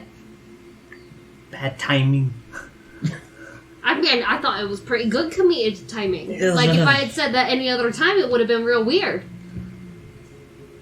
I think it's not appropriate. I mean, little girl brings things back from the dead. She'd have to have some kind of gallows humor, right? Magnus? Yeah. I think you should leave. But I just got here. We got the little girl's clothes. Oh, you do? Mm-hmm. And we got the big guy's clothes. Alright. Let's see. Are you ready to get cleaned up and place dress up? Sure. Alright. What kind of things did you gather for Malaz and Elsie? I went to the tavern and I got some food rations since I don't think we probably had that much food on us. I gathered rations too before I left the tavern after paying our bill. And I do realize that this is going to sound very convenient after Meta hearing, that Elsie had a relationship with the tavern keeper. But I did actually, before the break, want to go ask the tavern keeper, if she knew who Elsie was, try and find out, her family story, since Elsie doesn't seem to be telling it very clearly. We can play that out before the rest of the party reconvenes. Mm-hmm. Saxifrage, you go to the tavern and you do see, again, you see pretty much what Magnus saw. Jared was still drinking alone at the bar. A few more patrons have wandered in at this point, but it's none others that you really recognize. And you see Rosa at the back. Your friend was just here. Which one? The little one. Yes. Magnus was here last night. He paid your tab and took off. Oh, good. So you're all squared up. Was there anything else we could do for you? I believe that he may have forgotten to get some extra rations for the road. He gathered some, but if you want more, we can do that. I would like some more, please. Sure. You headed back to the big city. That's where you were asking about earlier. Yes, that is our intention. I was hoping, though, that you could help me with some history of the town before I left. Oh boy. What did you find? What do you need to know? I heard reference to a girl named Elsie, and I wanted to know what happened to her and her family. It sounds as if her family may have all died. You feel the mood shift pretty drastically. You see Jared put his mug on the bar and kind of turn his stool to face you, kind of furrowing his brow and eyeing you up and down. Rosa stops cleaning the glass and sets everything down on the counter. So, I'm not sure where you found that name, but there's a young girl lives around these parts. She was moving here from another town, not sure where, probably another small village like this. And before she got here, her caravan was smashed by some creature of the forest. And Jared kind of wipes his face with his fist. It was a troll. Smashed it to bits. We couldn't find her after the fact. She must have ran off. I was actually the one that took care of the troll. Couldn't find any remnants of a little girl or anything like that. I honestly figured that the troll ate her or something. But then we started seeing her around town every now and then. And Rosa kind of pipes up. Yeah, she came in here a few times, and poor girl must not have known that we knew anything about her, because she made up a story about her mother being sick and needing food and drink, and I provided as best I could, but there's nothing any of us could do. We can't take in another child. So, it's heartbreaking, really, but we did what we could when we could, and it's always a bit strange when she came into town, and it was all so sad. But again, there's nothing many of us can do. Hard enough to take care of oneself out here, let alone someone who's lost so much. Did you run into her? I saw her in a distance. I hope she's doing well. Well, thank you, Rosa. Yeah. Thank you, Jared. Yeah, whatever. Pleasant as always, Jared. And I take the rations and leave. Sure. Cost you five silver for a few more days of rations. Was there anything else you guys wanted to do in town before we kind of catch back up in the timeline? Again, what kind of clothing or anything did we procure for Elsie and Malaz? Got some Elsie, got her some green leather shoes. Okay. Pretty cool. Pretty snazzy. Okay. Some tights. It's a bit too cold Okay. to be wandering around in just a dress. Got her new dress. Okay. All black. Okay. Black. All black, green shoes. Okay. Yeah, easy enough. A decent amount of textiles sold within the town. You're able to gather that for, again, probably about 5 silver. And then anything for Malaz? Yeah, got him a poofy t-shirt, poofy shirt. Okay. In With like a puffed collar kind of thing? What do you mean poofy? Yeah, puff collared, like Renaissance fair style. Like kind all of the way down, like puffy sleeves. Okay. Tell him to put it on under his armor. like a puffy pirate shirt. Yeah. Yeah. Cool. And got him some like black slack pirate pants. Okay. It's Wesley. The Dread Pirate Roberts. No, wait, he has a black shirt. Never mind. Close enough. Got him like a sort of, the only mask we could find was like a masquerade type mask in the shape of a pumpkin. I don't know what that means. So it only covers the eyes, but it's shaped like a pumpkin. Okay. Okay. Yeah, probably another 5 silver, so total you spent 1 gold. Yep. On all this. To hit Freya up for it. Hey, this is your one. Oh, also, I have distributed the gold by this time that we got from the guy. Lucian, yeah. Mm-hmm. And we all get 120 pieces of gold. There you go. Nice. But as you begin to divvy that up, and Elsie begins to change, you can see her. After she's changed into the new clothing and everything, feeling dry and cleaner, you still see her kind of fold up the dresses she was wearing previously, and pack it away in one of Malaz's pouches on his side. Laverra tries to braid her hair, braid some flowers in it. Nia's gonna help. She's very unreceptive to that. Especially with 2 people trying to do it. She seems to kind of shy away, and you can see her kind of run her fingers through her longer hair and pull out some of the twigs and leaves that have embedded themselves in it. I'm fine, thank you. Laverra kind of backs away and puts her clawed hands together, just kind of clasping them to make sure that she knows she isn't going to do anything.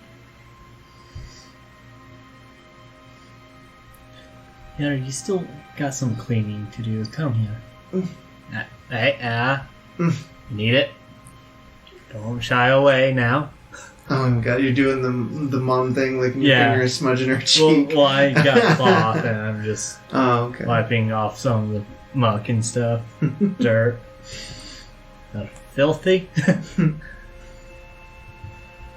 So, what direction are you guys heading?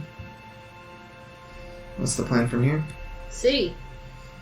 You don't fully know where that is.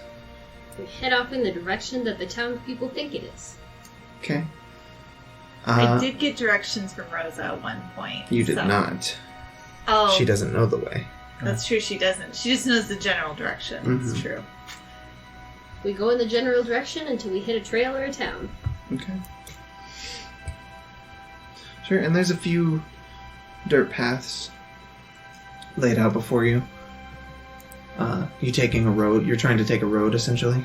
Yeah. The whole way? Okay.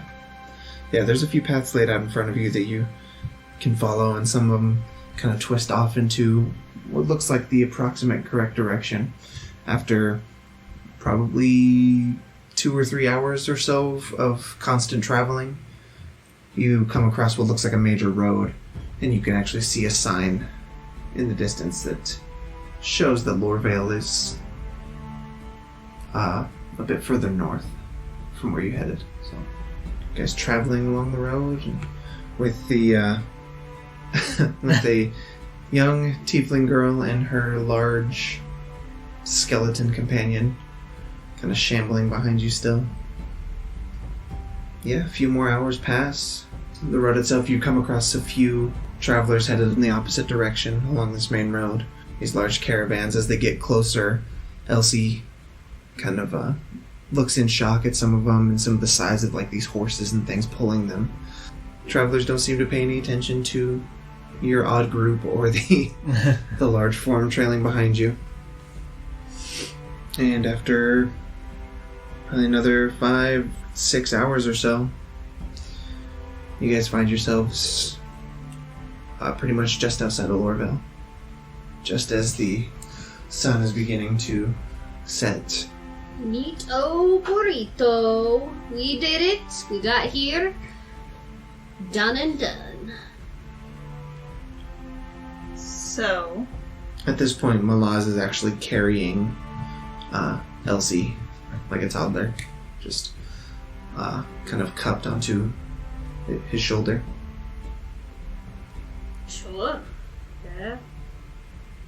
shall we go to the... To the salty pig, right? There's a pig in the name, but I do not remember. But there's not a real pig there, right, Mialee? Oh, you mean the one that's like about the enemy? No, not enemy pig. The rival pig. Yes. The rival Yeah, pig, that- yes. Yeah, there wasn't a pig. There was a real pig there, but they were very nice. You should head there. Sure. It's getting late. The Little girl needs a shower, like a real one, right? Right. So do I. The two heavily armored elven guards at the gate of the city kind of look at you, and they begin to look very suspiciously at the large form carrying the little girl. Yeah. What's going on there? He's carrying her. She's tired. Alright. Have you ever been tired? Who is she? She's a little girl. She's my daughter, and this is my new boyfriend. Wow, make a deception check. Does he... Wait, hold on. Does Coco get advantage if Freya slaps his ass? What? She is Freya. Yes! Freya slaps Oh. Malad's ass. Wait, before you roll, Mia's gonna pat you and cast Bless to give you 1d4 You're additional. just gonna touch each other. Okay, sure. Yeah, go for it. Do it with advantage with the D4. Yeah! Okay. I'm gonna need it. You There you touch go. the skeletal ass of Malaz to Although, further sell it this would story. be so pointy. It would be such a pointy ass. Okay, I mean, that there's is no meat on- 17. Yeah, There's that's no what- meat on those bones, That's like what literally. I mean, it's pointy. It's very pointy. What are you? Love is love. I like them skinny. The guard just kind of shakes his head and opens the gate for you guys. Thanks, man. Yeah. Yeah! Have a Any great... you hear of that bear yet? No? Any more Bear? attacks with that white bear? You know the one. One that was attacking everybody that we took care of a while ago, just making sure that there's no, more attacks? I haven't heard anything. Nice. We did good. We killed it. Yes. Just making sure that there wasn't accidentally, 2 white bears, you know? Sure. Yeah. Folks, have a wonderful night. You It too. closes the gate behind you. The nightlife of this large city, now that the Red Festival is... Now the Red Festival would be over by now. Is very, very much different than the nightlife you'd experienced beforehand. Whereas there was a lot of celebration and almost chaos in the streets beforehand. There's just a few merchants selling some of their wares, and everything has died down to the point where this feels like just another day in the city. Still quite a few people, but it's definitely not as crowded on the main thoroughfare as it has been. So, you guys head out to the rival pig. Yep. Yep. Okay. Maybe we'll get lucky and then have gotten a pig. Mialee, I think we shall have to gift them with a pig and tell them not to eat it. And then they will have a pig. That would be really sweet. So, you guys head into the rival pig. Standing behind the bar is a different face than the one you'd seen before. This is actually a larger Firbolg. Kind of gray and brown, patchy fur. You can see he's wearing a very, very deeply cut V-neck shirt, exposing a lot of the kind of chest hair and things like that in the middle there. How's it going? Super. You need a room? Definitely. What happened to Faces? She's sick. Oh. Oh That's not good. She's probably... It happens. It's still not good. I didn't say it was good. Ugh, this team. Is she like real sick? Like dying sick? You should have just said she was on a date tonight, really. He kind of just looks up and gets this very puzzled look on his face. I mean, I think it's real.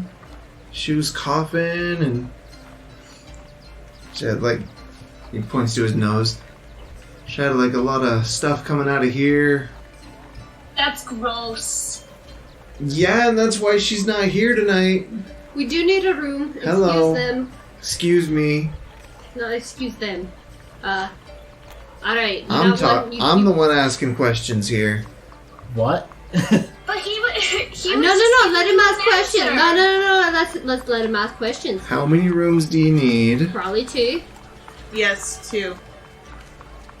Yeah. That was the only question I had. You said you were asking the questions. Here's 2 keys. Thank you. 30 gold. 30. Hang on. Also, don't we pay the day after? I give him a high five on his hand and say, 30 gold in the morning. 30 Hey, shh. In the morning. Have a good night. Peace. 30 go. Also, We'll deal with it in the morning. Hopefully he'll be gone and Faces will be back. I swear he's there in the morning. could I You're get gonna hit who? Him? Why? Why not? In front of your daughter, Freya. I'll make sure she's not around. I'm a responsible You're already adult. threatening me. She's right there. Elsie is actually already asleep, kind of coddled onto the yeah. shoulder She's of That Malaz. doesn't mean she's not right there. Look, my mother punched out people before, and look how I turned out. Yeah, look how you turned Yeah. out.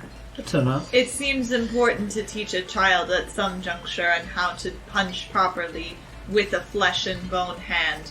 I do not have that problem, but I have seen multiple people break thumbs by punching wrong. See? Magnus don't goes do into that one in of the the rooms and woods. throws I the mean, key at Freya. for We the other one. wrestle, but sort of like how the bears wrestle. And bears don't punch. Bears do claw and bite, though. Did you claw and bite? Yes. Remind me not to wrestle with you. So who's going to what Oh, but room? I'm gonna take me and Elsie and The rooms are adjacent to each other. Side by side, the doors are actually very, very close. Basically, if they opened at the same time, they would crash into each other. But they opened into 2 distinct rooms. Unfortunately, Mialee, this is neither of these rooms are amenable to your height, unfortunately. Oh, I'm used to it right now. I'm gonna ask Laverra, since you're good with this whole undead stuff, you should probably, if I may ask, come with us in our room. Laverra kind of like fake thinks for a moment before she's like almost immediately like, yeah, I'll do it. Are you sure? Yeah. I'll be Alright. sad not to have you next to me, but I think Freya's right. It'll only be for a little bit, Mialee. I suppose. Yeah. Don't worry. Okay. So that's that room pretty much full up with Laverra, Apollo, Elsie, Malaz, and Freya. So the other room for the rest of you guys? Yep. Sounds good. You guys settle in once again for another night. Long rest time. You can see the kind of pale moon Didn't really do anything, but yeah. creeping in from the window, and as before you drift off to sleep, you take a look out into the stars and kind of feel for a moment everything that's happened in the past few days. Gaining and losing of companions, the ever-shifting tides of this entire life being an adventure, essentially. Just so much kind of crashing down all at once. But the moon and the stars give you peace. You drift off to sleep and are awoken the next morning by the sun creeping in through that same window. You see Elsie sat up, looking around the room very confused. She rubs her eyes and yawns and stretches a bit. It all felt like a dream, but I'm actually out of there. Aye. Now you're here with us. Now, some people might think that's a nightmare within itself, but... You can see Malaz is kind of shifting from his slack-jawed position. And you see fluidity return to its movements. And Elsie and Malaz seem to be both cognizant at the same time at this point, which is very different from your previous interaction where it was kind of one or the other. But both of them seem to be moving around and kind of autonomous at the same time. You see Malaz hasn't said anything yet, but he's walking around inspecting all of the wares that you had purchased for him. All of the new kind of clothing he seems to be wearing now. You can see these kind of pinpoints of white light in the sockets kind of dart around and look around at the surroundings. But you guys all experience a nice rest and wake up the next morning. Is there anything you wanted to do right off the bat? First thing we need to do is get some breakfast. I agree. Especially you, little one. Okay. You need to get more meat on those bones. Yeah, so you can grow big and strong like me. Not gonna say anything. I said like me for a reason, Freya. Malaz kind of turns his head to you. I think putting meat on your bones is a bit inelegant. But whatever you say. Whatever, you're just bones. Don't know nothing. Can you even eat anything? Why would I? It's a good question. Never mind. See, I sometimes intake nutrition for pleasure rather than for necessity. Maybe you won't be so skinny if you eat a little. At this point, I guess we're just all down at breakfast. Probably. Sounds like it. Malaz is kind of slowly picking apart at some of the breakfast, grabbing some of the kind of buttered bread and everything that's there and flopping it around in its skeletal fingertips. And you eat this. Do not play with your food at the table, Malaz. It seems like a waste of time for those of you that are limited. Yeah, but it keeps us alive just a little bit longer. actually a lot longer. Yeah. That's cute. It's okay, I won't expect much from a dead brain like kid. When you insult him, doesn't you insult her? No, she's alright. He's his own thing. But like, he's her.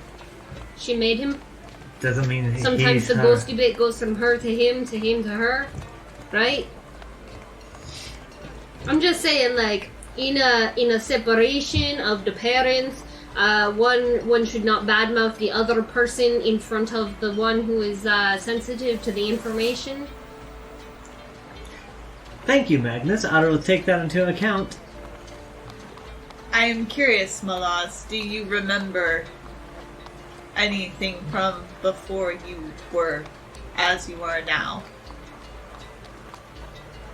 No. Why would I do that? Just curious. Do you remember everything that you've ever done? Yes. Actually, no. Like, I want to say yes, but Saxifrage in canon has forgotten multiple things and had to reference them. So, like... I don't know about you, but I've remembered everything ever.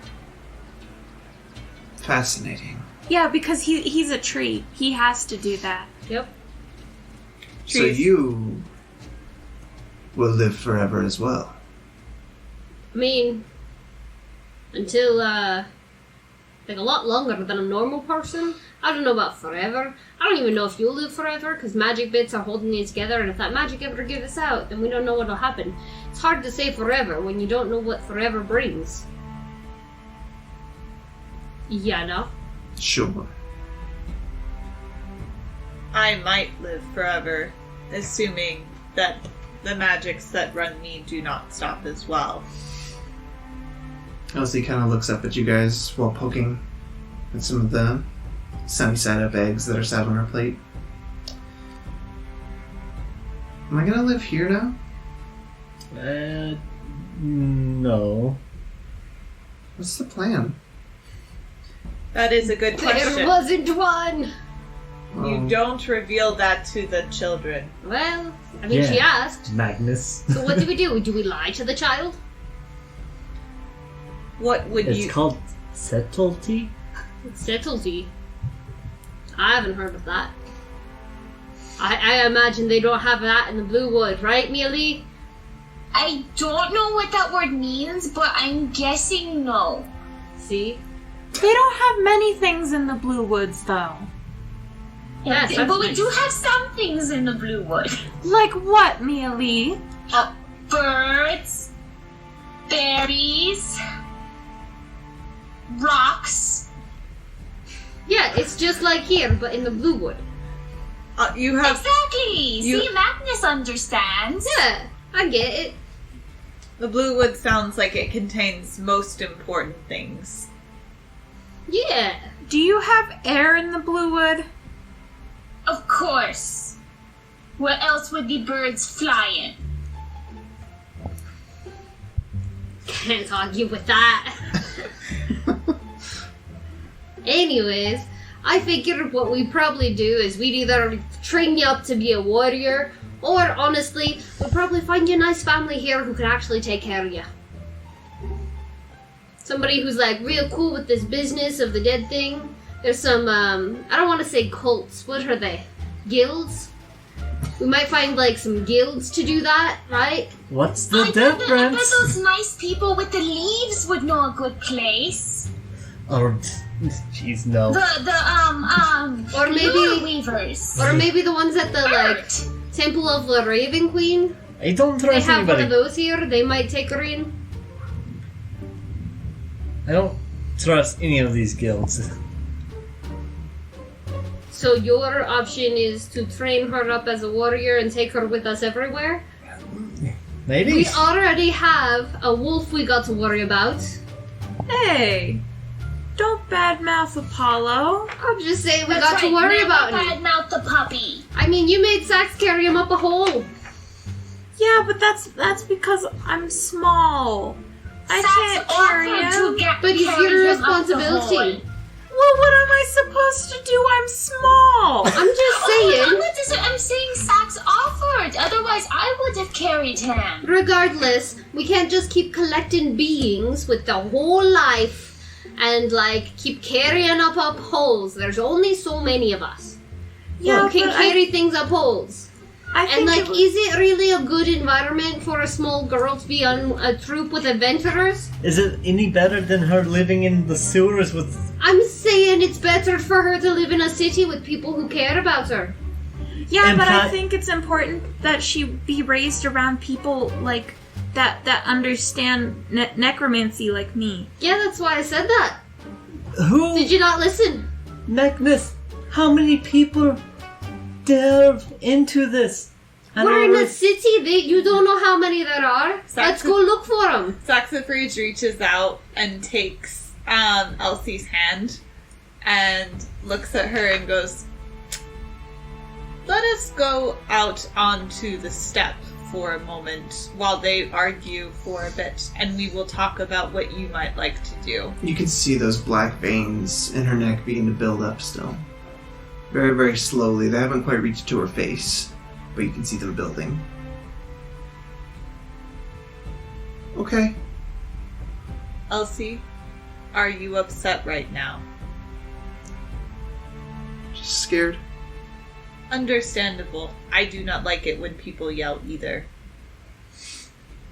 So, I take Elsie's hand, and we walk out to the front step of the tavern, and we sit down on the front step. My laws follow shortly after. Cool.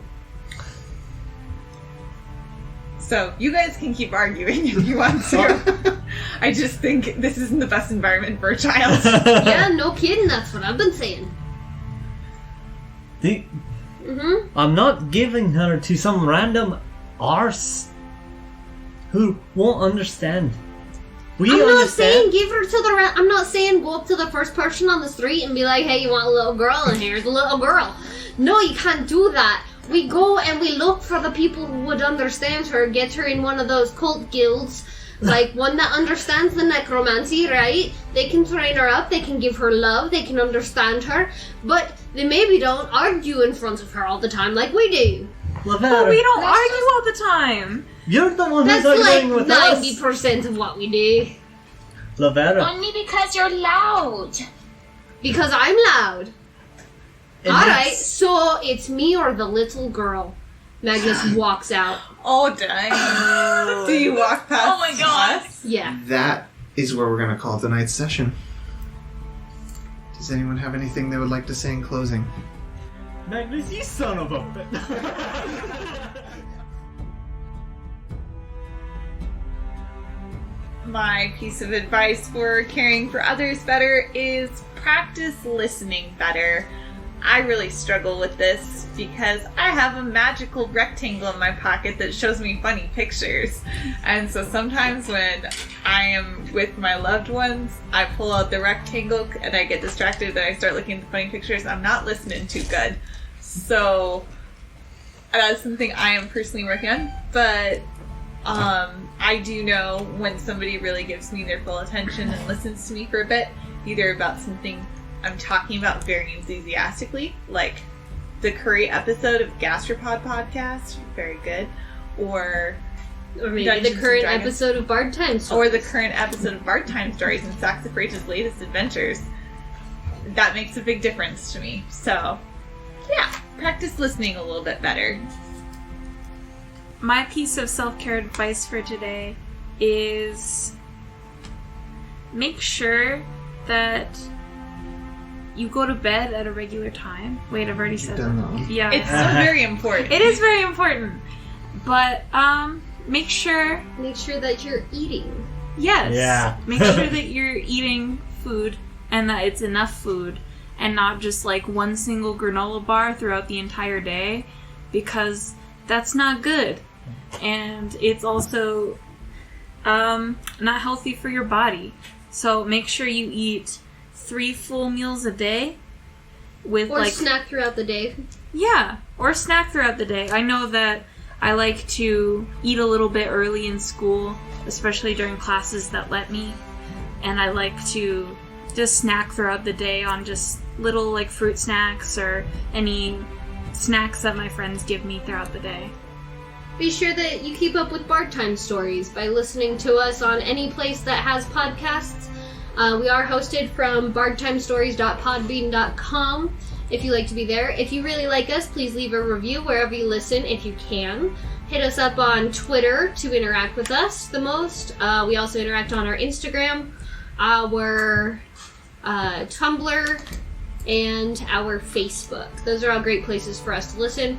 Destry posts some sick memes. I post pictures of the crew doing things. We've got stickers on Redbubble now, so if you're really into us, you can hit those up. I think they're like $2.50 a sticker. That's not bad, honestly. They look pretty cool. We were waiting to announce them until we got them in and decided that they did look cool. We're not promoting junk here. Butterflies can drink blood. Yeah. Sure thing.